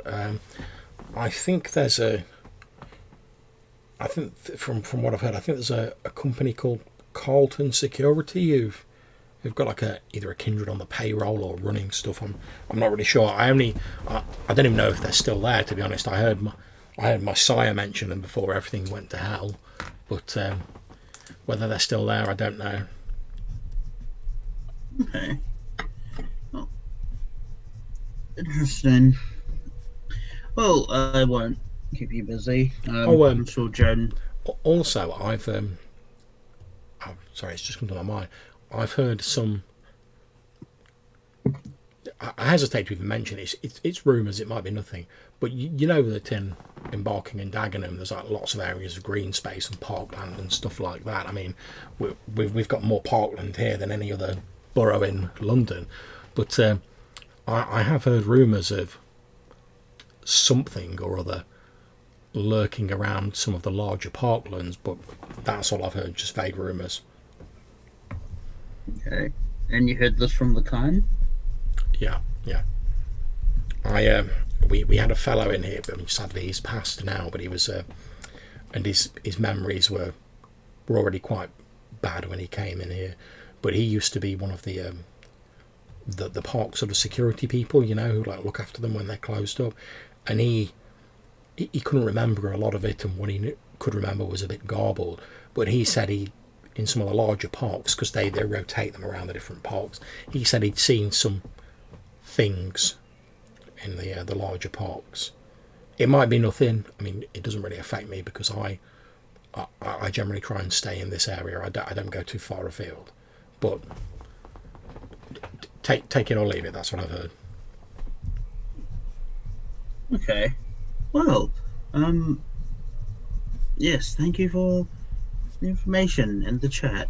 Now, I'm afraid I think I've taken up too much of your time already. I'm sure Joan would like her session.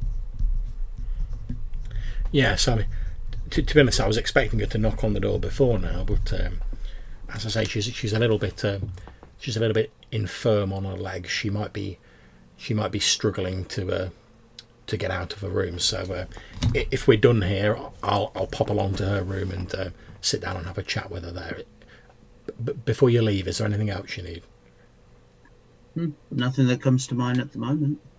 Okay, well, good evening to you then, and she sort of gestures at the door. Yeah. Yep, I leave. Okay, and you head out. As you leave, you see her sort of walking down the corridor, presumably towards Joan's room, and you leave the facility. Okay, so guys, we're going to have a 5-minute break now, Everyone go and grab a drink, use the facilities, etc. We'll come back in 5 minutes and we shall carry on.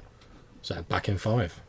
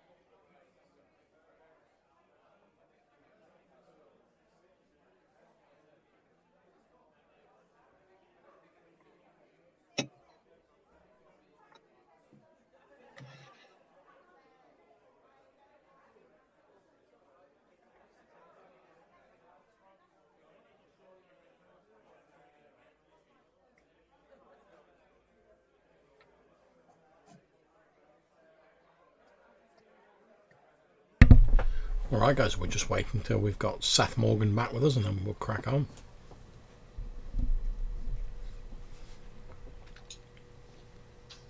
How's everyone finding the session so far? Fun. I really enjoy the conversations, and I really like this last NPC. Well, I thought it'd be a nice bit of a change of pace. We had the sort of like big action, like, oh, we're going to hunt the evil vampire last session. So I thought, you know, sort of ease. Obviously, there will be more conflict and more action in the future, but this is sort of like, I suppose, like a sort of break point between those, a bit more social, a bit more sort of interacting, especially because you guys have said, oh, we want to try and find other kindred. And I didn't just want it to be the standard, like, you walk in some of the kindred's territory and they're like...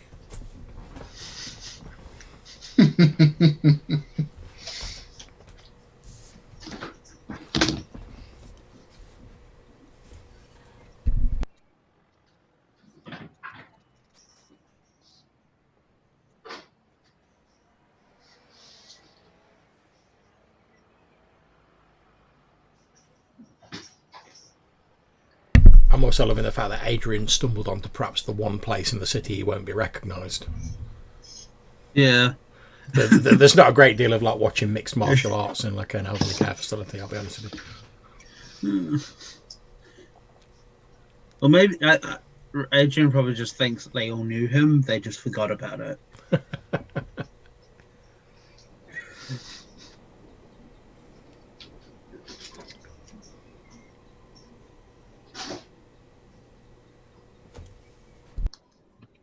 I'm tempted to take the Rebel Street and the Summit and the Parkland Thanes as challenges. How you wish to react to the Parkland thing is entirely down to you guys. I mean, to be honest, if you want to like grab the land in the middle and go, actually, it's not either of yours. It's this guy's.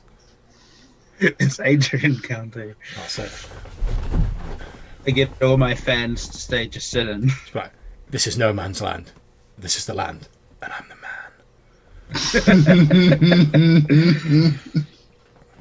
And we will call it this land.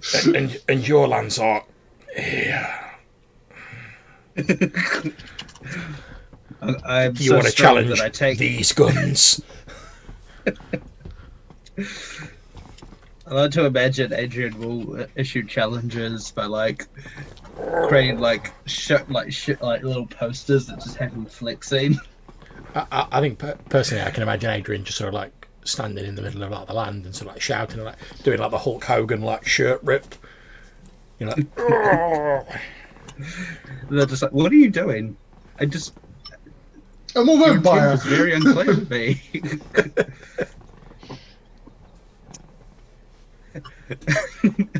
No, what I should do, go to the Rebel Street vampire. Because I was told to not say I'm a vampire, I'll just say I'm a werewolf. And just see what happens.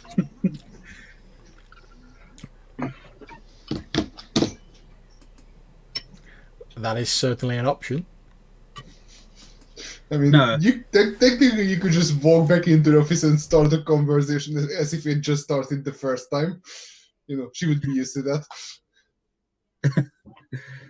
I think she'll know what's up.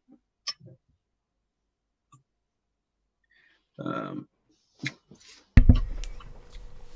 better yet, I'll say I'm a ghost. Are you going to like finish that by like, I'm a ghost? I am the ghost of muscles yet to come. Oh, wow.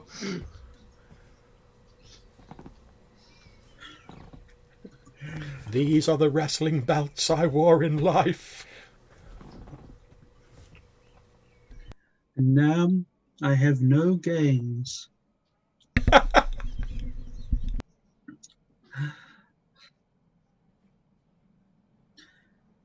The idea of impersonating other supernaturals is amusing to me.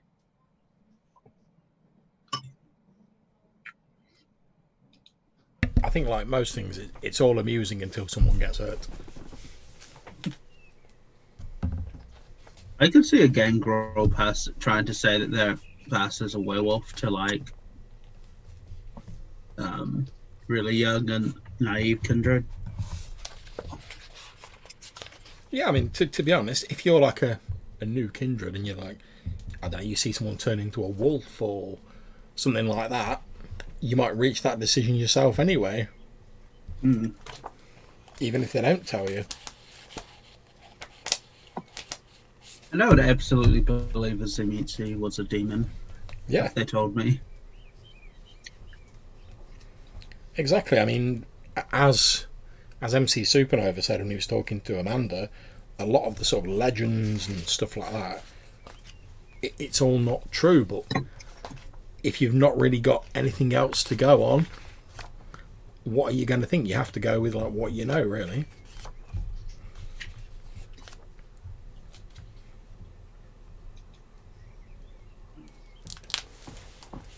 Hmm.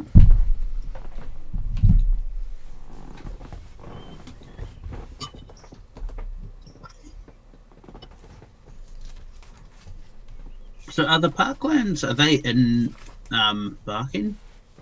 Yeah, they're in the sort of Barking and Dagenham area. Right. There's quite a lot of parklands in Barking and Dagenham. Actually, it's like like Councillor Fletcher said, and a couple of other people have said, it's got more parklands than most of the other boroughs.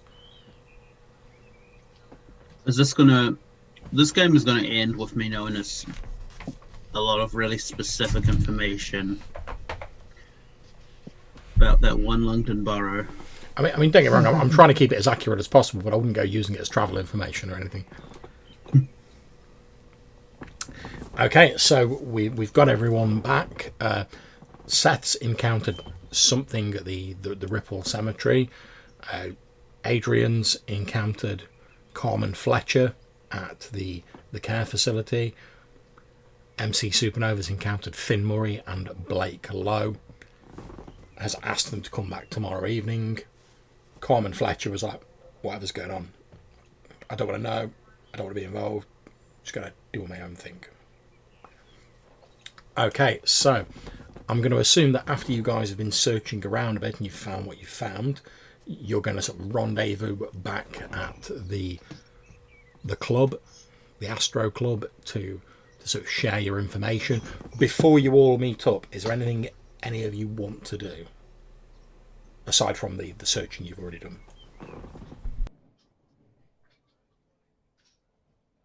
Not for me.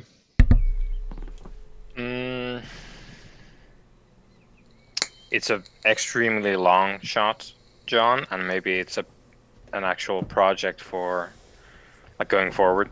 Okay. I know what license plates the antigen operatives use Yep. because they use the same one. So I would be interested in starting to create one of those conspiracy boards about antigen in London. Okay. So as I'm skulking about, looking for our fellow kindred, keeping an eye on antigen as well. Okay, no problem. I'll make a note of that. We'll have a bit of a chat about that, sort of probably in the sort of end stages of the session. That's certainly a project you can do in the future. So, with nothing else particularly to resolve, the three of you all meet back up at the Astro Club. It's getting sort of fairly late because obviously you've all been searching around and doing all the travelling and stuff like that. So you're pretty much sort of meeting up. It's like, oh, we're going to meet up, share information before we all get some shut eye. So over to you guys. You've all met up in the Astro Club. Amanda Knight still sort of like working with your security guys. Everything seems to be going fine. There's as you walk in, your security chief tells you, oh, there's been a few of the normal, people a bit too drunk, a couple of fights, nothing they couldn't handle, nothing unusual to report. And you all head into the sort of the back room, sit down. Over to you guys. Oh, I found out loads. Oh, Well, yeah. Did you guys find out anything? there is a cemetery where I will be spending some of my time going forward. There is something afoot. Is that the Ripple Street one? John, what was the name of the place? It is indeed Rippleside Cemetery. Rippleside. Okay, yeah, that's the one. I heard that the kindred there is very territorial. I wouldn't know. I didn't exactly provoke a response in that way. It's good to know that it's. How do you know this? That made you feel better. Yeah, there was sort of like a gated community, and one of the carers, the counselors, is a kindred. Yeah, their name was Carmen Fletcher, Malkavian. They seem to just want to be left alone and just stick to their own thing. But they told me about the kindred in Rebel Street and some rumors about possibly a kindred in the Parklands. All right. That actually ties into my bit of the evening, I imagine. I've met some, pardon the pun, but kindred spirits here in the club, actually. Two pretty ladies who, as a matter of fact, I have invited over tomorrow.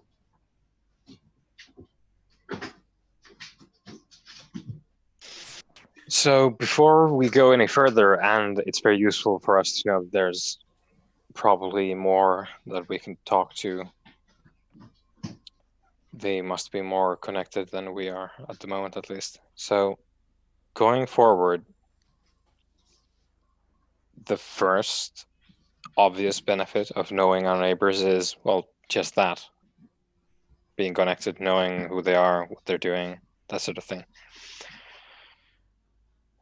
Do you have ambitions beyond that? What's the next step in your mind beyond that?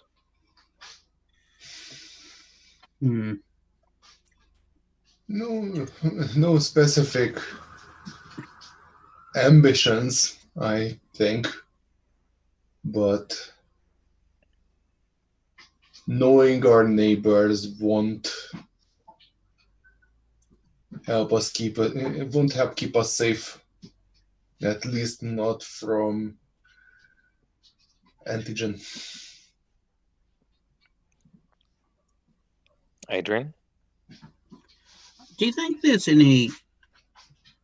we should try to create, I don't know, like a mini Camarilla, like more like what a neighborhood watch version of the Camarilla? Maybe in the Just long to run, make maybe when there's fewer eyes on us. well, that's what I mean. I don't really mean creating our own version, but just make sure we all know who each other are and can coordinate if we need to deal with second acquisition. Coordination is the key. You got that right, Adrian. Coordination, communication, and not holding any masquerade balls or anything that where we all gather to one location. See, here's what I'm thinking. We find as many as we can, and we pitch to them the idea, Adrian, of a structured society. I think they probably had it right for quite a lot of the pieces were probably all right in the previous order, and well, given we are who we are, of course I don't think anyone can really say what went on in the heads of those up the chain. I suppose that I don't family heads. I don't exactly know how that works, but I think they probably had a good plan and the execution was poor because people started cracking. Hmm. For whatever reasons, people like us crack. It's probably something we'll all have to deal with going forward. But I think we pitched them the idea that we need an actual society, we need a structure, we need to act towards a common interest here. And we can't have anyone stepping out of line because we know it what happened with the sewer Sounds like individual. you're the one with the ambitions. I was asking to see if you had any idea of what to do going forward because I was interested if it's compatible with what I've been mulling over. I like your plan. I like that idea. Interesting. Because So- it seems to me we have two options. We either build something out of this or we just walk into the sun. Okay, so say we do succeed in creating a sort of our own version, our own little society. Who's going to be the prince? I mean, that's probably not for the three of us to decide. And that's several steps beyond where we are just now. But it's a question that will have to be answered, obviously. Like that's just how these things work. I don't think we're the ones with that answer. And see, No. here's the thing. If we just continue sitting around and maybe, look for more, but don't act in a way that maybe in the way that Seth proposes, it's just a witch hunt. And we're essentially rabbits compared to the resources that Antigen has. We need a structure, we need communication, we need to be able to stand up for one another. I'm not proposing an army, I'm not proposing a heroic last stand. I am not interested in those, but yeah, I think we tried that. I was recruited. The man I was stalking back then recruited me for this army, and I do the air quotes. I was supposed to fall on the sword, and then we had the big last stand. Did you see any action in that? That was not a good idea, so let's not do that. It's the question of authority will be a hot topic, I think. Some of these folks, from what I understand, spend an awful lot of time sketching out the pyramid, the tower, whatever, and who's on top. Okay, but here's the thing.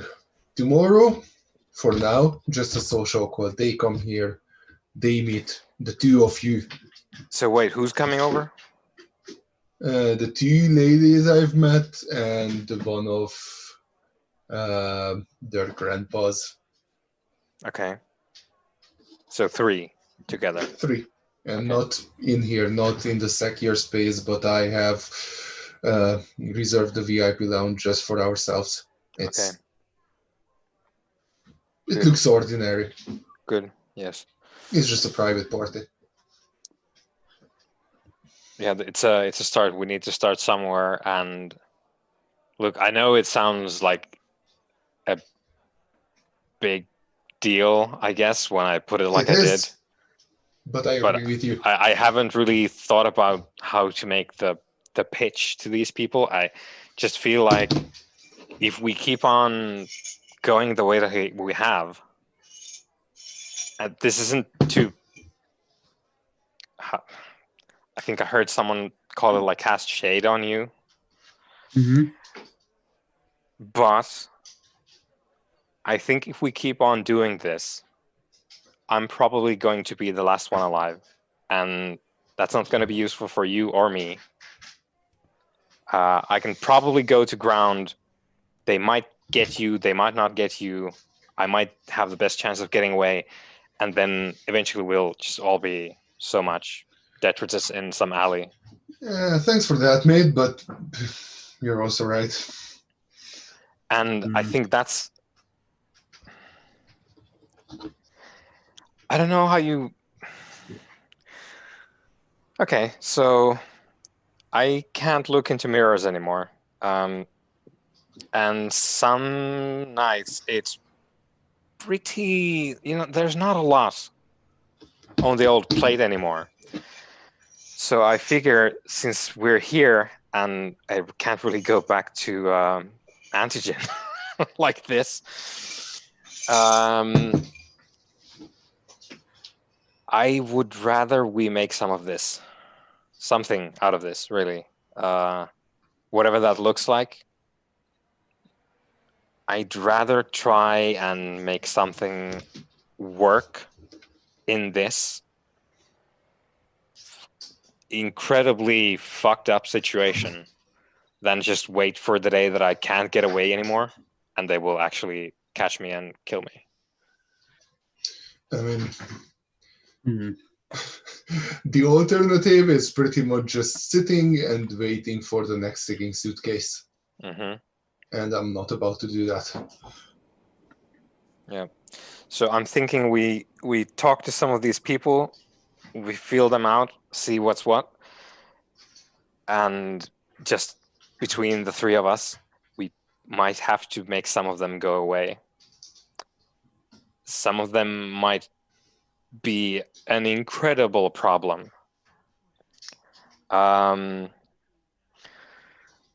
From what I understand, there's age weighs down on you, doesn't matter how old you are.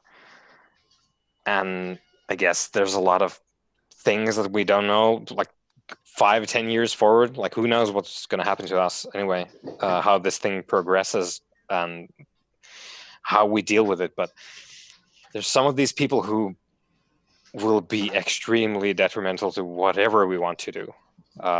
They will be careless. They won't give a shit about the random people on the street. I don't want to be picking up corpses from the alley where the drug dealers, by the way, Supernova, how's that going? Are they still doing their Haven't really thing?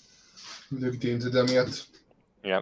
So John's nodding. So I presume that the security has some idea of them being around. Yeah, Still. they're still obviously, from word on the street, the Green Devils are still dealing in the area. They seem to have pulled back from the club a little bit after obviously encountering Amanda Knight there previously, but they're still sort of very much sort of dealing in the area because obviously there's a big club in the area where there's clubbers, there's Lots of people. Yeah, where there's lots of people all wanting to party and have a good time. You'll find dealers.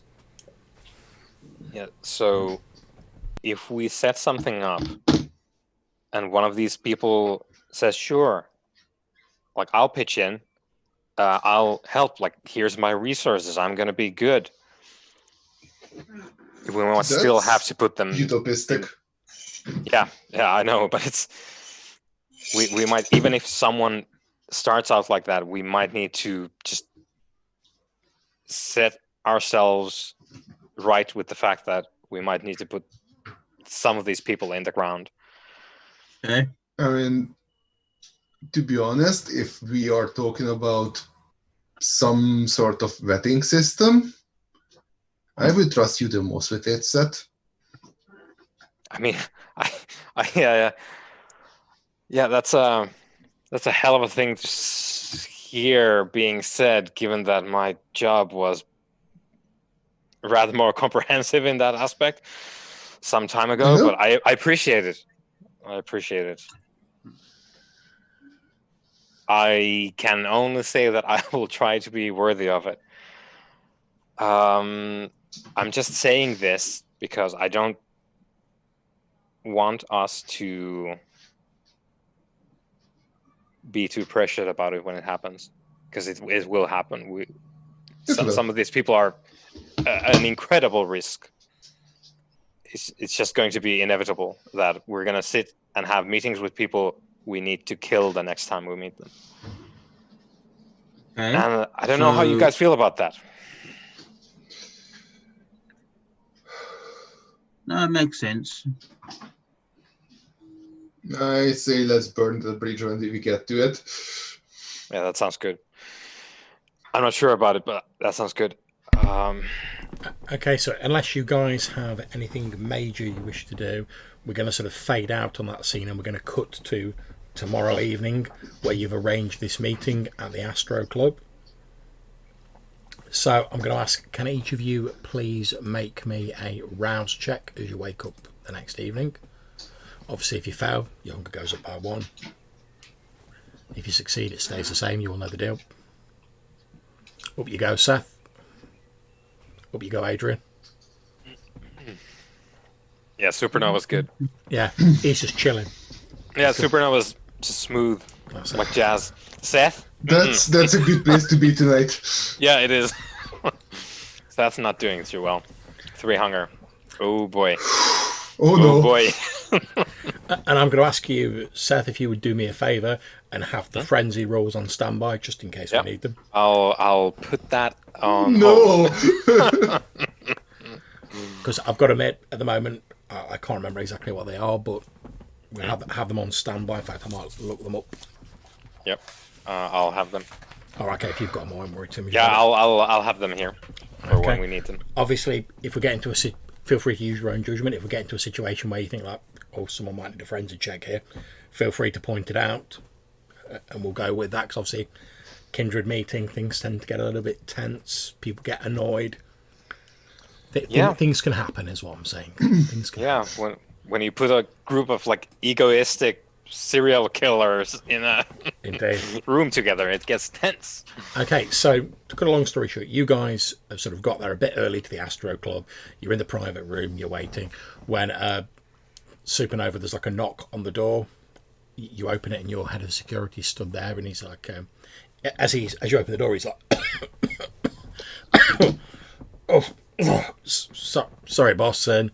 We've sorry, excuse me. We've got a woman outside wants to see your man there, and he gestures like through the door at Adrian. Sorry, but she's smoking these bloody horrible cigars. Never smelled anything like it. Okay, I'll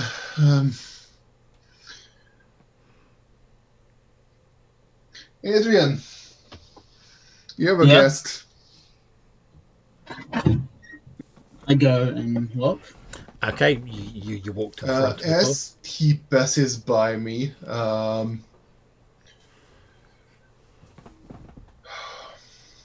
I hesitate for a second, but then like I put my arm on his shoulder and say, invite her in. Okay. Okay, so you head to the front of the club, Adrian, and you see Eleanor Matthews, your friend from the underground, stood there as pictured.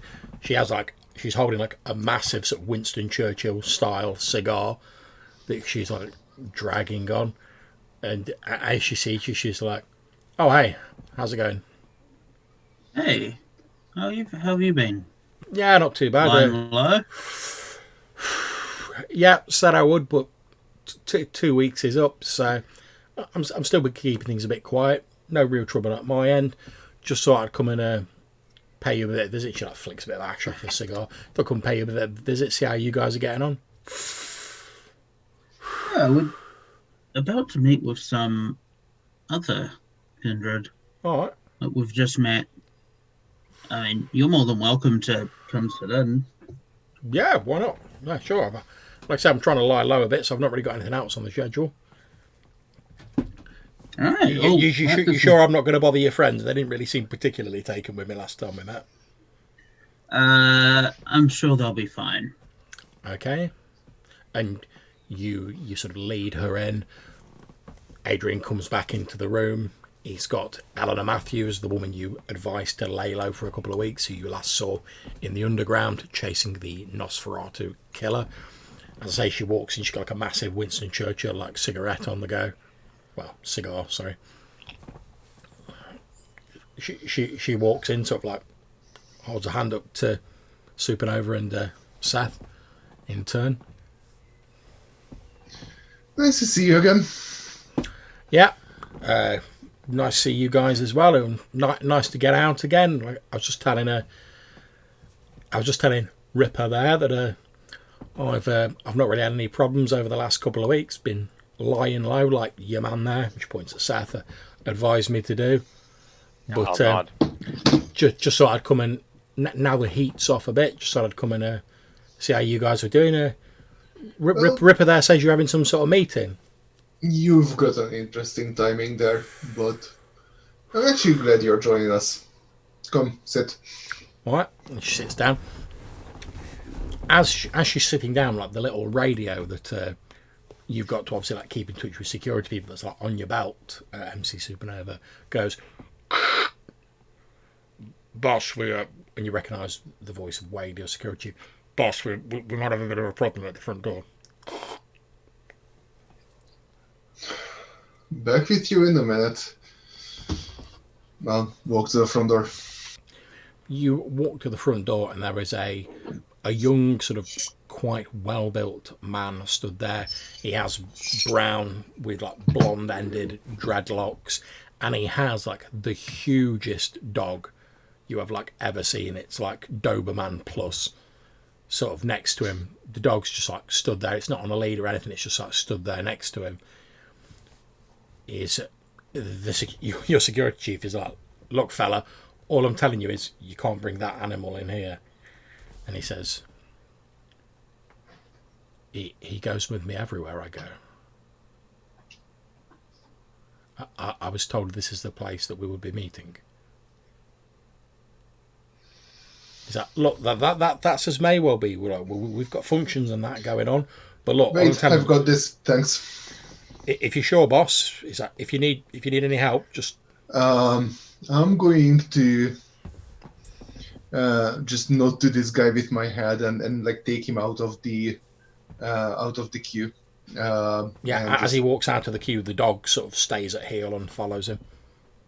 And just very quietly tell him to walk around and come in from the back. He nods, heads around to the back with the dog at heel. Yeah. So I'll basically just nod to it, walk back in, and then walk to the back entrance and open it up for the. I imagine that's like a fire escape, but I open it up for the person just so they can get in. Yep, you open it up and he's stood there and he's like, "Oh, good. This is the meeting place then." It is. And who might you be? My name is Adrian Lowe of Clan Gangrel. I believe one of your people here spoke to my granddaughter. That would be myself. Shane Powell. Nice to meet you. If you sort of hold your hand out, and he sort of like, just sort of looks down at your hand and then nods. And he says, "My granddaughter should be along shortly. She has some business to attend to first." Well, fair enough then. Come, make yourself comfortable. He looks at the dog and he's like, and the dog follows along with him. What's his name? He says he doesn't need a name. He knows who he is, and I know who he is. I can see that. That is what's important. At which point he walks in, sits down with like this massive like Doberman next to him. And like it looks like an absolutely ferocious beast, but it seems like really well behaved. Yeah, calm. Yeah, dead calm, chilled out, just follows its master around. You notice Eleanor sort of raises an eyebrow as like this huge dog comes in, but she doesn't say anything. Yeah. I also got kind of surprised. Mostly that's well behaved in a club. It's a weird thing to Adrian. Now, MC Supernova, what instructions did you give to your kindred guests about like, how to turn up? Like, Nothing specific, and I certainly did not expect the dog. okay. At which point, a few minutes later, there's another knock on the door of like the private room, and one of your like general security bods so opens the door and says, "Sorry, sorry, sir, we've got another one of your guests here." And you look around, you can see a young woman with black and blonde hair, wearing a leather jacket and leather gloves, stood there with her arms folded, looking distinctly unimpressed. Thanks. That's correct. You notice that you notice her eyes, Finn's eyes, widen and then sort of narrow when she sees Adrian Lowe and his dog sat there. But she walks in and sits down without saying anything. A few moments later, Blake Lowe, the young woman with the blonde dreadlocks, also turns up, and you're like, "Great, everyone's here." When you hear a little bit of a commotion coming from the front door.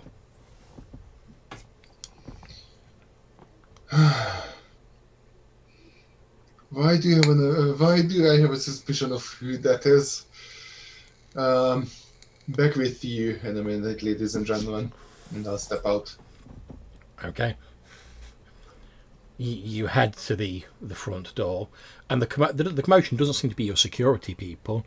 It seems to be like people in the queue. And as you're sort of arriving, the gist of the commotion appears to be that a woman who has like a distinctive like skull pattern in like face paint on her face has pretty much just like strolled to the front of the long queue to get into your club and said, "Let me in." And everyone else in the queue is like, "Oh, what's going on here? Just walk in. You can't just jump to the front of the queue." And as you're sort of getting there, this skull-faced woman turns to the people in the crowd and she says, "This is where I'm supposed to be." Just like dismissively. Are you, miss? Is it where you're supposed to be? She turns and looks at you, stares for a moment and says, "Yes, this is definitely where I'm supposed to be. I am Zafir Dawson."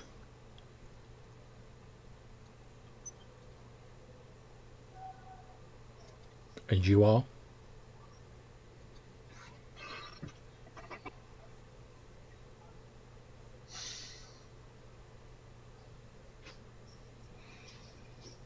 I don't believe we've had the pleasure yet. Well, whether it's a pleasure remains to be seen. Indeed. But I believe this is where the gathering is taking place. And this is where I'm supposed to be now. Interesting.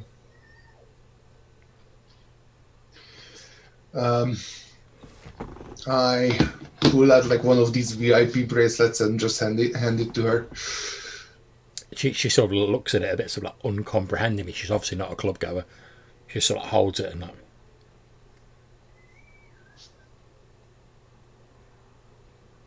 "And what am I supposed to do with this?" Oh no.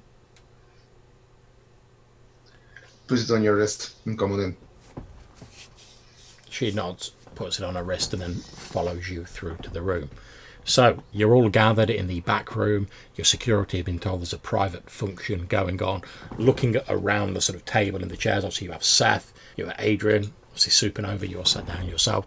There is the muscular figure of Adrian Lowe with his large dog sat next to him. Sat just to the right of him is the young woman with blonde dreadlocks, Blake Lowe. Sat across the table from them, dressed in leathers, is Finn Murray. Eleanor Matthews is sat next to Adrian, just sort of like chatting to him, while like smoking another one of these big cigars. Then, last of all, Zafir Dawson, the skull, it's obviously painted on her face. The skull-faced woman walks in, sort of looks around without making any comment, and sits down.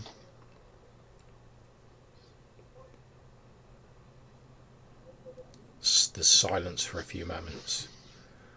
Then Finn says, "So what are we all doing here then?" Seth, do you want to lead this? So I clear my throat and I sort of. So we're in a back room, so it's not huge, I presume. So it's fairly packed with all the people in. It's not huge, but like it's moderately sized. It's the Yeah, VIP lounge yeah. of the club, so it has a You've got a bit couple of of space to boxes. move around in, but it's not like a ballroom. But you're not all cramped in. There's enough like space Yeah. to move and whatnot. I presume there's a table of some kind. Yeah, there's like a big sort of round table in the middle, like chairs around it. Yeah. So I'll sort of knock on the table and I'll say, well, thanks to you all for coming. I didn't anticipate such turnout, but that just goes to show what I know. Some of you have met some of us three, and I'll point to Adrian and Supernova. You haven't met all of us. We've been, well, I suppose, surviving with the three of us for some time now. And we've staked our claim here, it would appear. At which point, Zafia Dawson, the skull-faced woman, in a very sort of low, slightly rasping, quiet voice says, "Can I ask which of you it was who was on the outskirts of my territory a night ago?" Well, that is a question that would be easy to answer if you would like to delineate your territory. My domain is the Rippleside Cemetery. That would have been me. She nods and says no more. I gifted a shovel to the night watchman at the back door.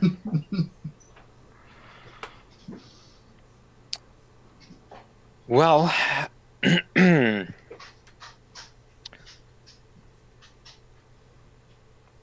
I suppose we have a proposition for you. Whoa, says Finn Murray.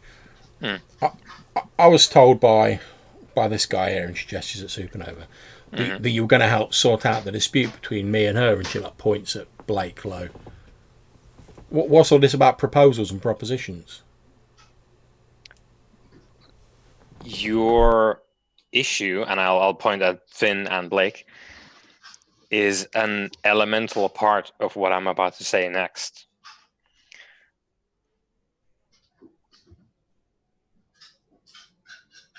We share a portion of responsibility as our friend here, and I'll gesture towards Sophia because I don't know her name. As our friend here has just demonstrated, we all have, I suppose, taken out pieces of this city, and with that claim also taken upon the burden of maintaining those territories with safety in mind.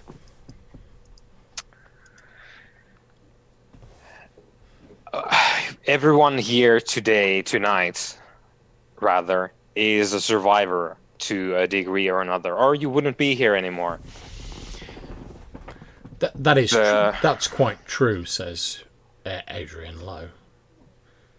And I appreciate the fact that you, good sir, and I'll point at Adrian with two fingers, probably have a very different method of survival compared to every one of us here. He laughs a sort of deep, rumbling laugh, and he says, "Yes, that's true, but I have survived because I'm mainly concerned with my own territory and the safety of my granddaughter." And he nods at Blake. And that is my primary concern. I don't seek power or fame like other vampires. That's a fool's errand. I would propose that in seeking this safety in our territories, we do it together in a community of sorts. Now, one existed before, whatever you want to call it, the Great Purge. The problem with your communities, says Zafir, the skull-faced woman, with towers of all sorts, is that unless they have incredibly stable foundations, as recent history has demonstrated to us, all it takes is the removal of certain key stones and the whole mess can come tumbling down. These are wise words. And I hope that the rotted bricks have been rather washed away by recent events. And what is left is made of sterner stock. At which point, Eleanor Matthews, still sort of like dragging on her big cigar, says, look, they've got a point. I mean, we saw with that whole underground killer thing recently, there needs to be some sort of checks in place. Otherwise, if people start acting out like that thing was doing, it just causes a whole like heap of trouble for the rest of us. If you didn't know what our friend here is referring to, is one of us, our kind, had made a hobby, apparently, of prowling the underground, preying and murdering, leaving bodies behind, and also turned one of those bodies into yet another of us. Adrian Lowe says, yes, you've got another vampire working on your staff. I could smell them when I came in. Yes, we are engaged in an effort to rehabilitate her from what was an entirely inauspicious beginning. Well, I suppose all of them are, but... He laughs and sort of folds his arms and he says, that's true. He says, if you line up 10 different vampires and ask them about how they were turned, you'll get 10 different stories, and I'll wager none of them are pleasant, put it that way. And he laughs again. What I'm getting at here is each of us, and I suppose you would know this, I am not old in whatever system of age exists for our kind. I'm not old, but I am very aware of the fact that we are all here great threats to each other. Just by the very existence of the essence of who we are. It's dangerous, and I suppose in simplest of terms, you're here now. I, and at the very least, my coterie here, would like to put it forward to you that we recognize this risk. We also recognize the enormous risk that, well, shall we say, Big Brother poses to us in this day and night. Adrian nods, stroking his dog, and then says, well, I don't know that there's any old kindred about, at which point Zafir, the skull-faced woman, just smiles but doesn't say anything. Mm-hmm. We recognize these risks inherent in who we are and who the ones with the camera are, and we prepare for it. At which point Blake Lowe looks at Finn and says, he's talking about the Second Inquisition. She's like, well, I know that.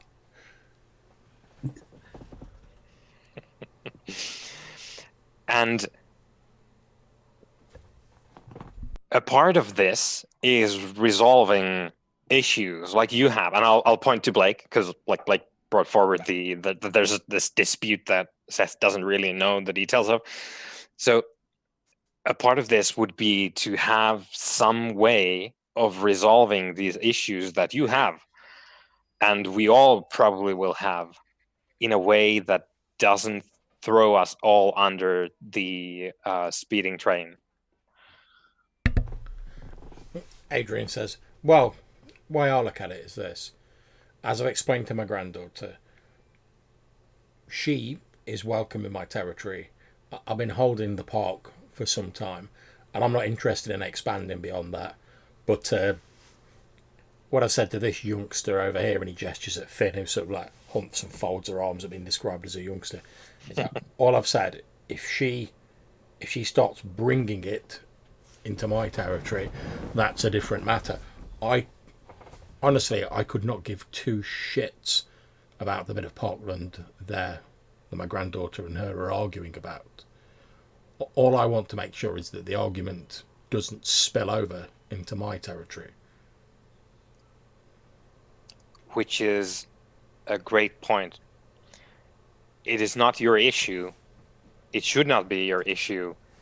We should be able to help our friends here, and I'll motion towards Finn and Blake, to resolve this in a manner that preserves the lives and territories of all of us. At which point Eleanor taps off her cigar and says, look, he's speaking sense. What's going to get more trouble coming to all of our doors? The two of you like working things out peacefully, or you having some sort of slugfest in the parklands, and that's just going to make a whole heap of shit for all of us. So surely it's better, as he says, find another way of sorting it out, one that's not going to bring the guns and the bombs down on the rest of us. And here's the thing. You said that a foundation needs to be laid if there's discussion to be had.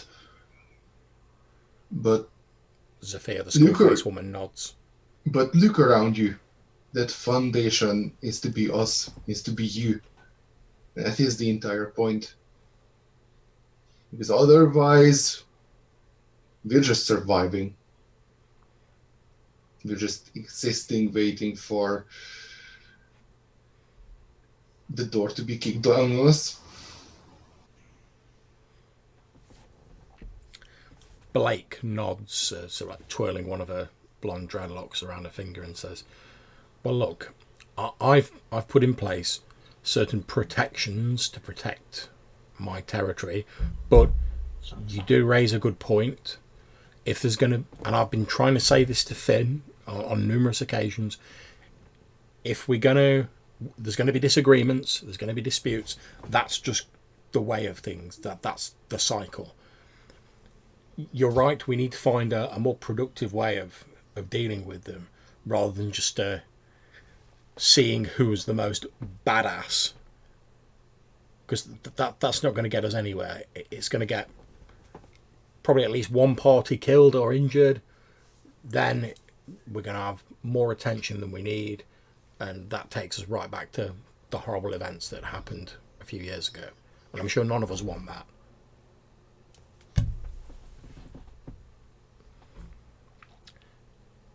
So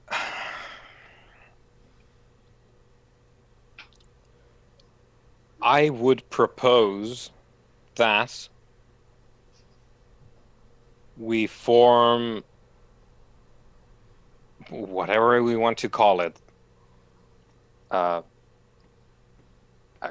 council, a group of peers, whatever it is, make something of our community here. We have, it's already apparent from this rather brief discussion, we have quite a lot of vision and experience. I'll point to Adrian and Zofia as well. Zafir doesn't react. She's just like sat there, sort of like looking at people. Adrian just sort of laughs and he goes, well, yeah, I've been around the block a few times. We can't go around being and doing whatever we want to be or do.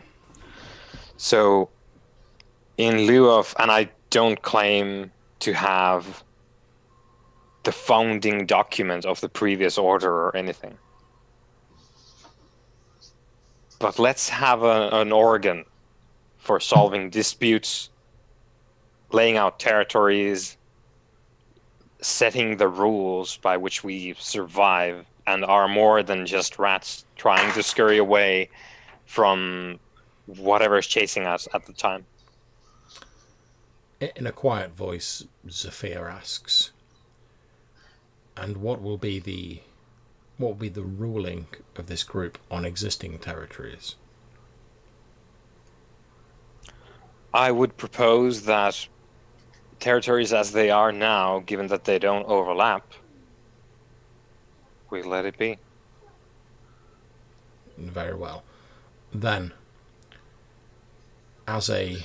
I am looking at Finn and Blake at this point just to gauge their reactions to this. You notice that Finn's staring daggers at Blake. Adrian sort of sat there, like, keeping his eye on Finn. Occasionally he, like, reaches out and, like, strokes his giant dog next to him, but he doesn't say anything. Okay. Well then, says Zafir, as a gesture of goodwill towards the foundations of this group, in return for people here remaining outside of my territory, if you are in dire straits and you have evidence of your feeding that you need to make disappear, I can arrange that for you. But there will be a price. There is always a price for these things. Of course, and we will all pitch in as possible and necessary. This isn't a charity that I'm that we are setting up here, if you should agree to this. We are pitching in towards an uncertain future in which we all have a greater chance of survival. Together, pooling some of our resources, not all. No one's asking you to devote your life towards the preservation of others. But spend some of it. Put something on the table. Our friend here, what a service. And I laugh despite myself because she is offering to make bodies disappear, and that's just She looks at Jackpot. you. She looks at you with, like, a slightly curious expression, and she's like, "It is no great matter."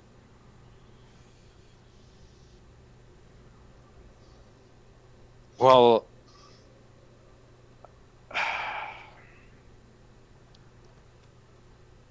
what say you? Adrian Lowe scratches the head of his dog, and he says, "Well, sounds all right to me. I mean, I'm not sure what I really have to put on the table as far as, like, I mean,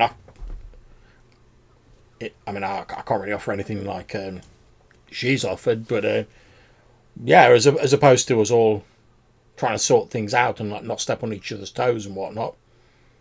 Yeah, sounds good. I don't see any harm in it. Information is something all of us can bring to the table easily. Refuge when called for, assistance when absolutely required when things inevitably go wrong, and above all else, solidarity in the face of incredible odds. At which point, Blake Lowe says, "So if we're to share this information, we're to keep each other apprised of what's going on. What method are we going to use? How will this? I'm, as my grandfather said, I'm in favour in theory, but, like, practically, how is it going to work?" And that is a great question. I myself am not the best with, let's say, technical solutions, and that is not exactly well, safe, really. At which point Finn says, "Look, much as I hate to agree with Blake, she's got a point. I mean, we can't just go like talking about kindred stuff on like phones and emails and whatever. I mean, from what I hear, that's how a lot of them got rumbled in the first place when it went down." Yeah, that is quite true. So what that would mean is perhaps meet, discuss, spread the word. Eleanor, It's not. Sorry, go ahead. Yeah, I was like, it's not. We cannot set up a phone service for this, obviously. So it would have to be something rather more subtle. Eleanor Matthews sort of takes a big drag on a cigar and laughs as you say, like the phone service, and then she says, "Look, most of us here," and she gestures around with a cigar, "have survived because we're either not powerful enough to appear on the radar, or we've kept quiet and we've kept to ourselves and we've not gathered in big groups. Now, I mean, I've worked with you three," and she gestures at Seth, DJ, MC Supernova, and Adrian, and says, "I've worked with you three, but we had to like lie low for a couple of weeks after we did that because of like the fallout from it. If we're going to be meeting up regularly, how are people going to know when the meetings are on? Are they going to be in different places? How are those messages going to get out, and how are we going to avoid drawing attention?" So, I mean, I don't mean to be insulting or whatever, but like some of you lot in here aren't exactly.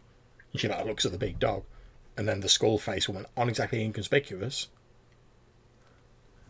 Yeah, but do you consider that you are also in the most extravagant nightclub in Barking? And we do have a room safer than this. So, At which point, what say you to a regular meeting of a larger group? Now, it doesn't even have to be all of us, and actually, that seems like an issue, really. So we will have to obviously discuss about that. But, well, how about this? We sketch out a map of graveyards, woods, on the outskirts. We meet perhaps every month on full moon. Adrian laughs when you say that.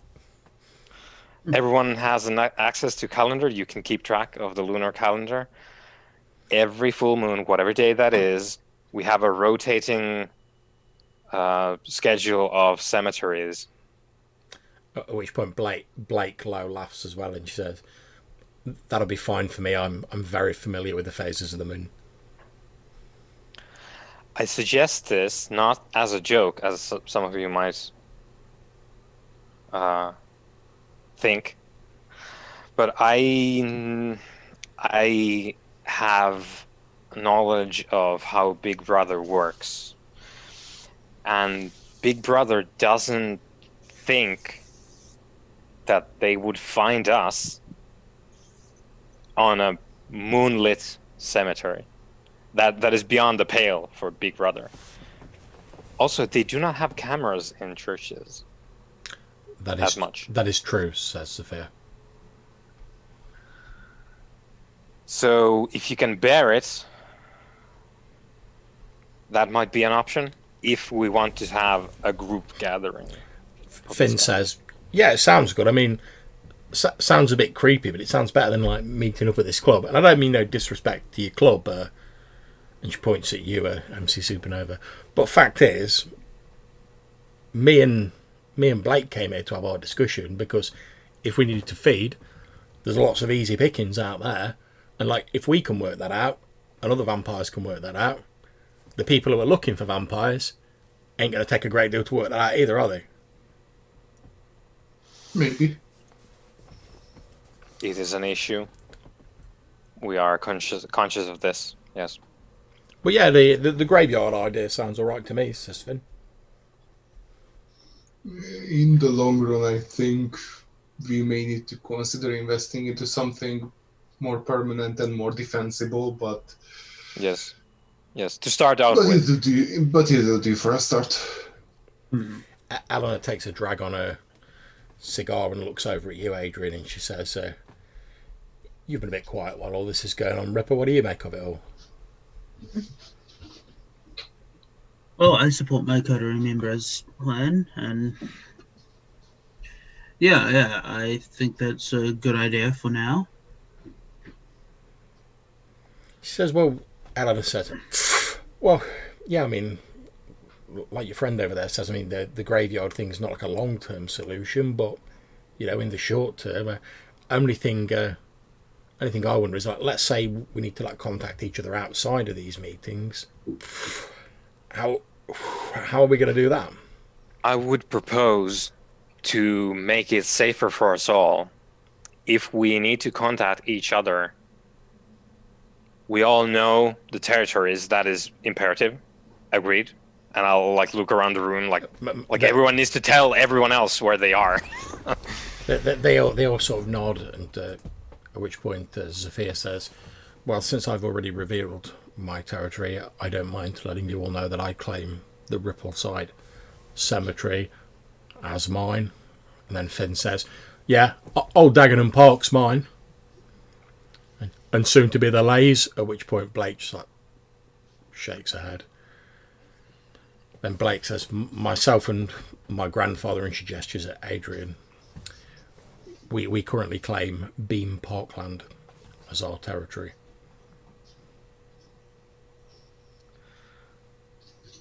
And we are here.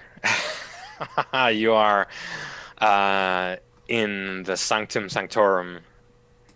And in order to... "Oh yeah, I've got Beckton Sewage Works," says Eleanor. To compartmentalize this, I propose, now that we know the stalking grounds, the claims, everyone who needs to talk to each other on a more regular basis than the, let's say, the monthly gathering, set up an individual line of communication. If there's a particular rock you want messages hidden under in the park, you set that up with whoever needs to put messages there for quicker communication than the once a month council meeting. Just in order to not...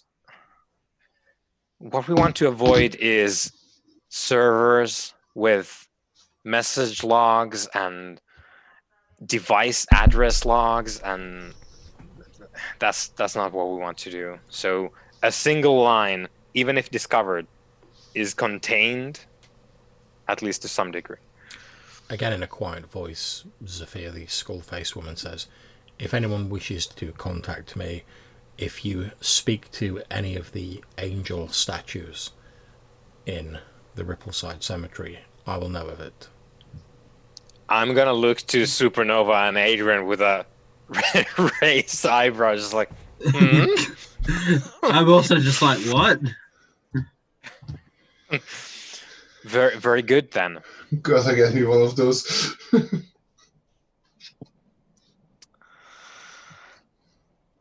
Let me just say, good friends, compatriots now, I'm quite happy of your presence and also your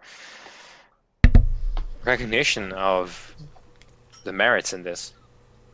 "Well, look," says Finn, "look, I'm having a bit of a disagreement with Blake, but and I want to get it sorted out. But fact is, none of us here can deny what happened when things got out of hand over the last 2 years. There's no," and she gestures around the table, there's none of us sitting here who didn't like lose sires, blood brothers and sisters. When the purge went down, there's no way anyone can say like, oh well, everything was fine back in the good old days. Because it obviously fucking wasn't. And that's what led to the purge happening. So the way I see it, well, we've got to like shake things up somehow and like at least do something a bit different. Otherwise, the same old shit's just going to happen over and over again. And one of the ways that we can do it different is not fight over rocks and rather insignificant things. I understand that this was a problem in the... Again, I'm not old. I understand this was somewhat of a problem, a sort of baked-in cultural habit of pettiness, which I hope we can avoid as we set about laying the groundwork. And I'll look to Sophia. She nods in a quiet voice and says, "You may not be old, but you do speak wisely, and I can sense the shadows around you."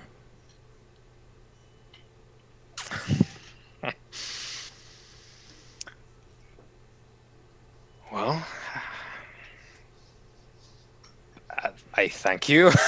So, at which point Adrian's like, "Oh, this is getting a bit too intense for me." So I'm just a simple member of Clan Gangrel. But look, the way I see it, given that there's far fewer kindred, I mean, back when there were loads of kindred, back when the tower was still standing, the reason there was so much fighting over territory is everyone was always tripping over each other. You couldn't go down the street without being in some lick's territory, and that's what caused all the problems. The way I see it, given there's probably a handful of us in the borough now, there's plenty of territory for everybody.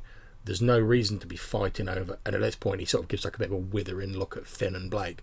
There's no reason any sensible people should be fighting over little scraps of land. There's plenty of it to go around.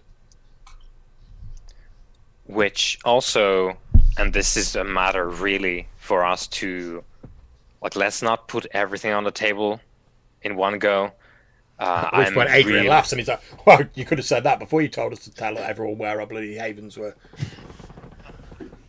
And then he just sort of like he like gives you a bit of a wink and a thumbs up to let you know he's only kidding. I laugh for the first time in quite a while. I suppose I've been thinking a lot. We've been laying low for a bit. Does it hurt? Sorry. At which point Eleanor's like, I've had a lot of time on my hands, so you'll excuse the flow of thoughts. But one of the things that we need to discuss going forward, we don't need to do it tonight, but we might have a lot of thoughts on this issue. I have an understanding of how it was done before, but given the recent issues, especially in our territory here, and I'll motion to Adrian and Sean, we can't make more willy-nilly. That is a recipe for disaster. Extinction. We need to be smart about that. Keep it in your pants is my opinion on it. We can discuss it later at, let's say, the first meeting where we lay the... And I can't believe I'm saying this, the Constitution for whatever this is. At which point Adrian Lowe scratches his dog's head and says, "Well, look, you all know that the matter between my granddaughter and this youngster over here," and he gestures at Finno again, like, is threatening to get a bit out of hand. In the spirit of like not causing any more conflict, let me just float this out in front of you all. See what you've all got to say. You're all impartial as far as this goes, with obvious exceptions. What I'm going to suggest is I will cede my current territory that I'm sharing with Blake to Blake entirely, and I will move into the lays between the two of them. I will make that my territory, since at which point Finn starts to say something, and he holds his hand up and he says, you know that I don't get involved in vampire politics. I have no interest in dealing with anything that's outside my territory. If I'm holding the lays, it removes the contention between the two of you, and I'll just be doing my normal thing, sticking to my territory. I'll take an ashtray, because we are rebels, right? This is sort of an underground, like grungy club, right? So we smoke inside still. So I'll take the ashtray. There's no stopping Eleanor anyhow. Yeah, and I'll hold it up and I'll look around the rooms like, the first vote. Everyone in favor? Eleanor sort of leans over and like taps a bit of ash in the ashtray you hold, and she's like, yeah, sounds all right to me. Sophia says, that is acceptable. Mm-hmm. Blake says, well, I suppose, I mean, I would have my grandfather's territory all to myself, so I'd be dealing with that. I wouldn't really have time to deal with the lays. At which point Finn's like, yeah, but come on, look at these two. They're obviously allied with each other. He's saying, oh, I'm going to hold the lays, and it'll be like independent. That's obviously not going to be the case. He's related to her. That's not independence. They're already allied. All that's going to happen is he's going to move into the lays, she's going to have his old territory, and there'll just be one big territory. That's what's going to happen. So that's a no then? Yeah, damn right it's a no. All they're effectively doing, they're just trying to sneak past you what they've been trying to get all along, which is they have both their territory and the lays. And I'll look to Adrian and Sean. Adrian doesn't. Oh, sorry. I think. Yeah, our Adrian. You did this to yourself by naming the character after a fire. No, I mean I'm looking at you. I was like, is it a yay or a nay? I don't know. To be honest, I kind of see Finn's point here. Yeah. Finn butts in. He says, "Look, don't get me wrong. If it was one of you lot who is neutral saying it, I might be willing to accept it. But those two are clearly in cahoots with each other." Pointing at the two of them. Those two are clearly in cahoots with each other, and this is just a blatant attempt to grab themselves some more territory, whilst looking like they're trying to do the civilized, like nicey nice thing. Okay, I'll put the ashtray down. Why don't you claim the lays?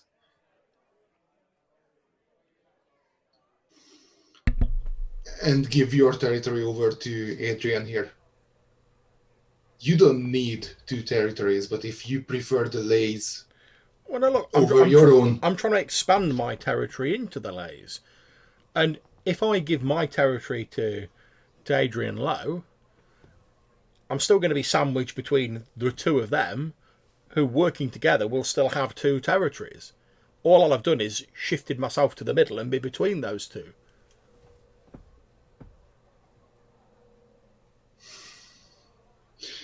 Yes. Like I say, if someone who was neutral wanted to claim the lays, I might be willing to accept it, but that's clearly not the case here.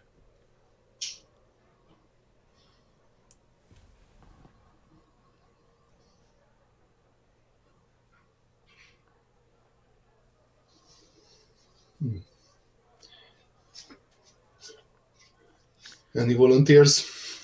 At which point Eleanor's like,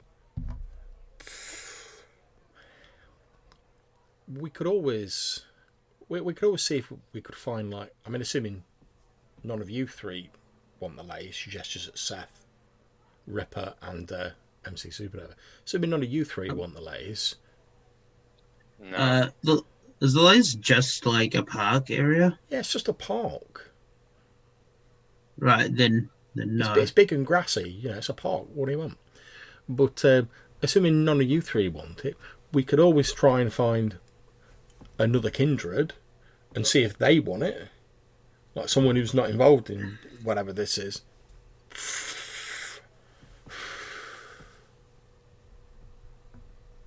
That's an option. Finn says, "Well, look, if it was someone who wasn't in bed with those two, then yeah, maybe."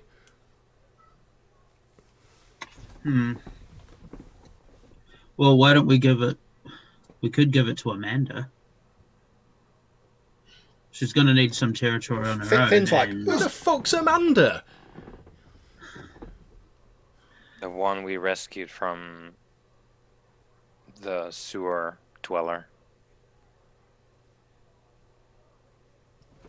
At which point Adrian looks thoughtful and says, And think about it. She's a Nosferatu, so she's probably going to want a less social environment. That is a very good point. Finn says, "And she's got no ties with these two?" Embraced only a few weeks ago. Barely ties to anyone. We're giving her a place to sleep. All right, look, I don't want to seem like I'm being unfair, says Finn. How about this? How about we give this kid Amanda the lays until the next meeting, see how she does, then if we need to change it around a bit at the next meeting, we can talk about it then. See how she gets on for like a month or whatever it is. I think that's a sound idea. Yeah. Yes. I'm certainly willing to give it a try. Adrian Lowe nods and says, "Well, if it's gonna stop any conflict in the two territories, I've still got my territory that myself and Blake are in, so that works for me." And he looks at Blake. She starts to like say something like with a slight look of protest on her face, but he like glares at her, and she's like, "Well, I suppose it'll have to do." Like I say, we can see how we get on for like Finn says, we'll see how we get on for a month, and then we can reassess it then, I suppose. I mean, it's not ideal, but it's better than the alternative. Yeah, none of this is. And I'll pick up the ashtray and I'll like bang it on the table. I was like, I believe that's the first decision we've made in actually rebuilding something out of this. Makes me feel all fuzzy inside.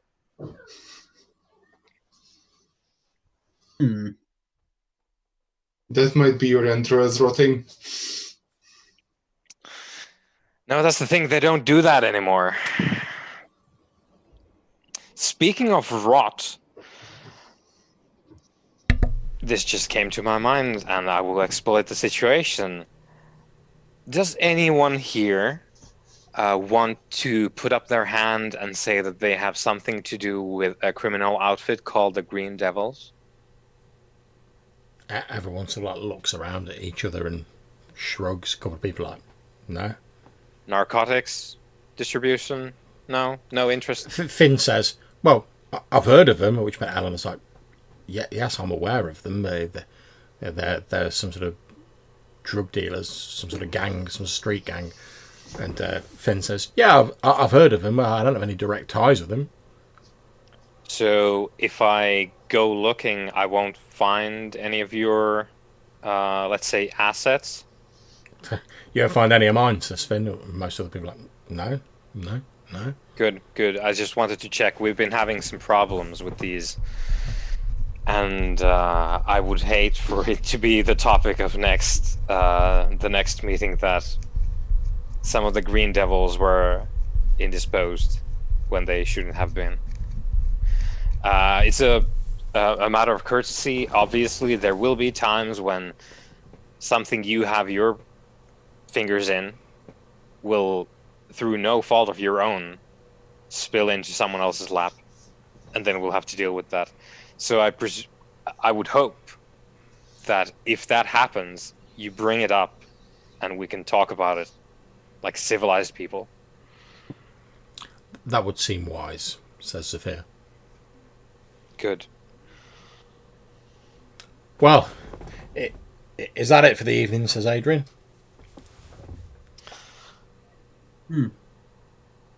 I think it's a good start. Right. Well, Adrian sort of like he stands up and he's like, "Eh?" And the dog sort of like moves to his heel, and he's like, "Well, in that case, I suggest we all make our ways back to our respective territories, have a bit of a think about what's gone on, and if anything needs to be brought up, we've discussed ways it can happen, and we've got the next meeting.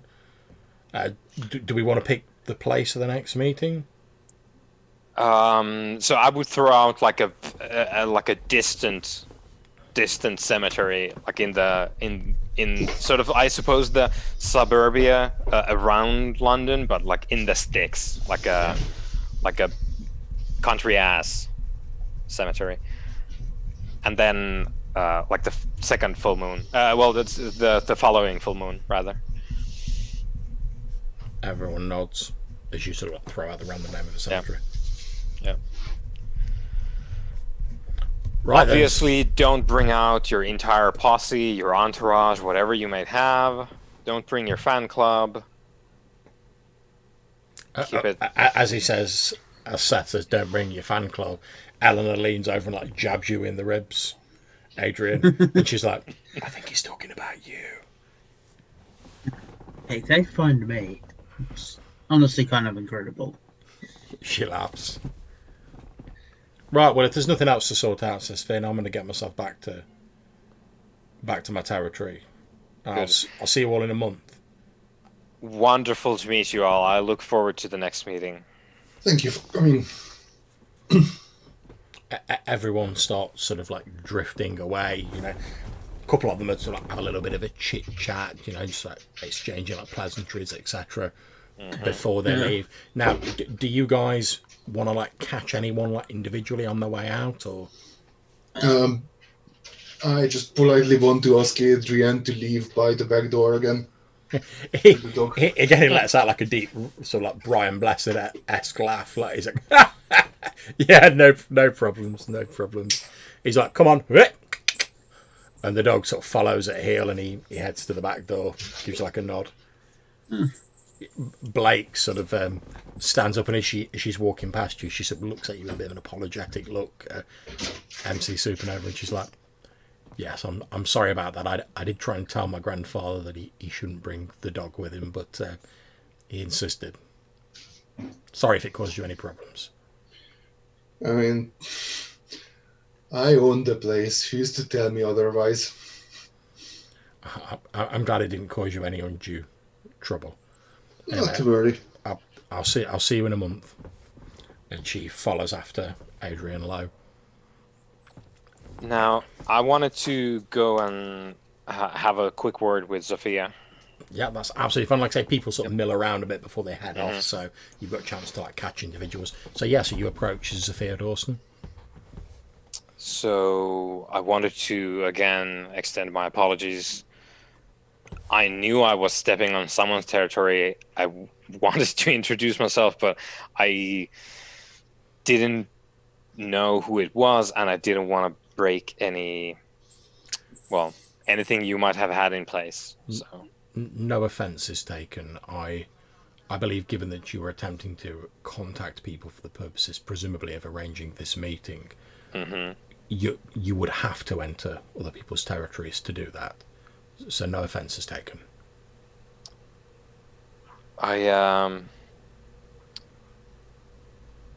As it happens, I met someone at the cemetery itself. Indeed. Now, this good fellow had a bit of a vacant take to his actions. She nods and says, "That would have been one of my servants." I had presumed so, but I wanted to make sure. Indeed. I have certain abilities which allow me to reanimate mortal clay. Yeah, I do. I raised both of my eyebrows for a bit and said, Yes, well, I keep such servants to the bounds of my domain. They are simple creatures, but and short-lived, but they are useful for simple tasks such as digging graves. I ensure that there is no one there who would be startled by these creatures. Those who have free will in the area are also my servants of a fashion. that is very good to know. I was rather careful with the night watchman, whatever he was, not knowing what the arrangement was. But that is very good to know. It is fine. It is necessary for me to keep more mortal servants to continue the running of my territory, but I do keep a tight watch on what they are allowed to see and remember. Prudent. Now, and I think this is probably like a fade out as far as Seth goes, because I'm just gonna say, now you did mention that you sense the shadows, and then ... and like go into a rather more secluded place to discuss that further.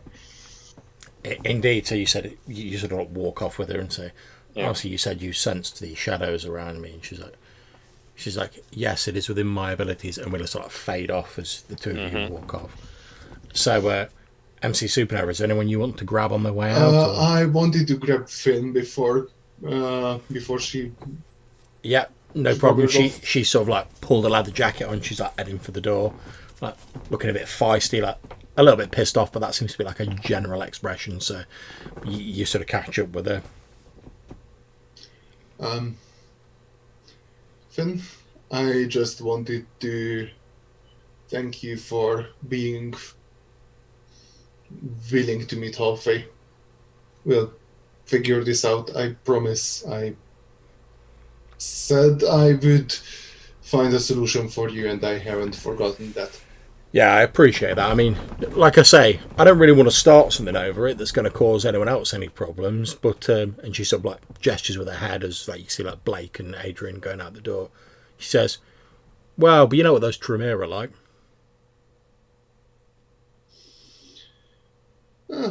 I do have an idea. Yes. She says, "Well, all I'm saying is there was a reason they weren't that well trusted before, and they were the first ones who got knocked off, weren't they?" So it's all very well Blake trying to like act all civilized and nicey nice and everything's going to be fine and we can deal with this without violence, but that's just the surface level. Once you get down, they might pretend to be like, I don't know, fucking wizards or whatever, but once you Have you known them long? You what? Have you known them long? Yeah, a little bit. So when grandfather, granddaughter came up, I just automatically assumed they are of the same clan. No, they're not. So how is that? Do you know?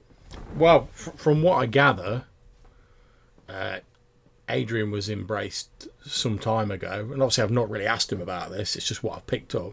He was embraced some time ago by some fucking mangy gangrel. I don't know who it was, and later on, his granddaughter was embraced by a Tremere, and apparently from what I gather, he'd been keeping close tabs on like his mortal family. And when he realised she obviously he'd been like on the down low, because he should have been dead like by all rights, like if he weren't kindred. But apparently once he realised she'd been embraced, he like introduced himself to her, and the two of them have been like that ever since. Now, don't get me wrong. Much as I might not like Blake, I'll give Adrian his due. He pretty much keeps himself to himself, like he says, and he doesn't really like mess with anyone outside his territory. I'll give him that. But we'll see how your young lass Amanda gets on. Indeed, we will. Thank you for your time. Yeah, no worries. See you next one. Yeah, and she heads out. Okay, Ripper, is there anyone you want to speak with? Yeah. I'm gonna Yeah, I talked with Eleanor. Yeah, no problem. She's actually one of the last to leave. She's still sat there like smoking another one of the big cigars, like sat next to you. Oh, first thing I asked is, so why do they want to park? That seems kind of, I don't know. Is there enough people traffic there to sustain a kindred appetite? Says, well, I don't really know them all that well, but from what I gather,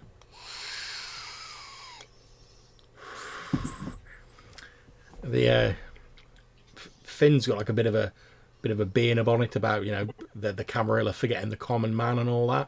And I know in her territory there's like a lot of people like sleeping rough there and stuff like that, like vagrants and whatever. And she seems to have set herself up as like protecting them or some such. And if I'm guessing here, but I'd guess that she probably wants to get more territory so she can like open it up to those sort of people. Hmm. As for why Blake wants it, I'm not really sure. I do remember hearing that she was when her clan was like a thing. I do remember hearing that she was like a bit of an oddball, into all the like weird sort of like ancient sort of, I don't know, fucking pagan-y stuff, whatever. I don't really get down with that myself, but obviously she's decided that while she's got her, if she shacks up with Adrian, obviously she's got a bit of muscle to back her up. Effectively, it's already a held territory. She's not got to like put the work in to sort the territory out and to hold it because he's doing it. So it leaves her in peace to do whatever the hell it is she wants to do. Why she wants the lays, I've no idea. That's concerning to me. Yeah. Well, what was your read on Zafia? Yeah, a bit of a weird, wouldn't she? Give me the creeps a little bit, to be honest. I mean, what's with all that? I mean, like I said, we're all trying to like get on the down low, but I don't call painting your face up like a bloody skull laying low. I mean, not unless it's Halloween, which it isn't. But It's I don't know. She's obviously everyone around the table while we were like chatting. Everyone's like getting a little bit emotional. I mean, everyone's keeping it under control for the minute, but everyone's getting a bit emotional. She seemed like really, really like cold. Like people are talking about territories and things like that, and there she is casually dropping in the mention that she can like get rid of dead bodies for people, but it's going to cost them. A lot like it was an everyday thing. Like she was talking about like picking you up some donuts from a stand. That's a bit weird if you ask me. And I tell you what, did you see when Adrian Lowe mentioned that he didn't think there were many more powerful vampires around? She didn't say anything, but she just smiled. Yeah, I did catch that. Yeah. Do you think there was a subtle game she was playing to make her seem more powerful, or do you think she is? Well, I don't know. I mean, other thing that bothers me, Ripper, to be honest, is like who invited her? Because like originally I thought that like your thin friend over there, and she like jerks her head in the direction of where Seth's gone off to like talk to Sophia. I thought he must have invited you, because they both look a bit. But he said that he'd like trespassed on a territory, but he'd not actually spoken to anyone. So who the fuck invited her? That's what I'm wondering. And if no one vampires could. Yeah, but if no one invited her, how did she get here? It's like I mean, granted, I'm here mainly by chance, just because I came to see how you guys are doing. But she just turned up on the doorstep. From what I understand, it's a bit weird. Oh, my side did tell me that there were some vampires who could, I don't know, see into the future. I don't know if he was simplifying it for me, but yeah. And another thing as well, what was with all that Star Wars? I can sense the shadows in your bullshit that she was on about. I don't know. I'll have to ask Seth about that later. But I mean, yeah, she gives me the creeps a bit, but she didn't seem to. She at least seemed calm, She wasn't kicking off or anything. I mean, I was a bit worried Finn was going to kick off, but You know, all Oh. seem to be okay for now. Well, the way you've described the situation, it seems more like the vibe I got from Sophia was that she just maybe she's powerful and eccentric, but she wants to keep to herself. Hey, Um, to be honest, even if she gives me the creeps and she is like an old ass vampire, if she's keeping to herself, it's fine by me. but Blake and Finn seem ambitious. Like they want that territory and that space. Yeah, you're not wrong. Hmm. I, to be honest, I mean, don't get me wrong, I thought this meeting seemed to work really well, but I'd be surprised if there's not trouble coming in the future with that. I mean, yeah, they've all sort of agreed on paper to Amanda like holding the territory for a month trial. Like I say, I can still see there being a bit of trouble in the future when it comes to that territory. Uh, yes. Well,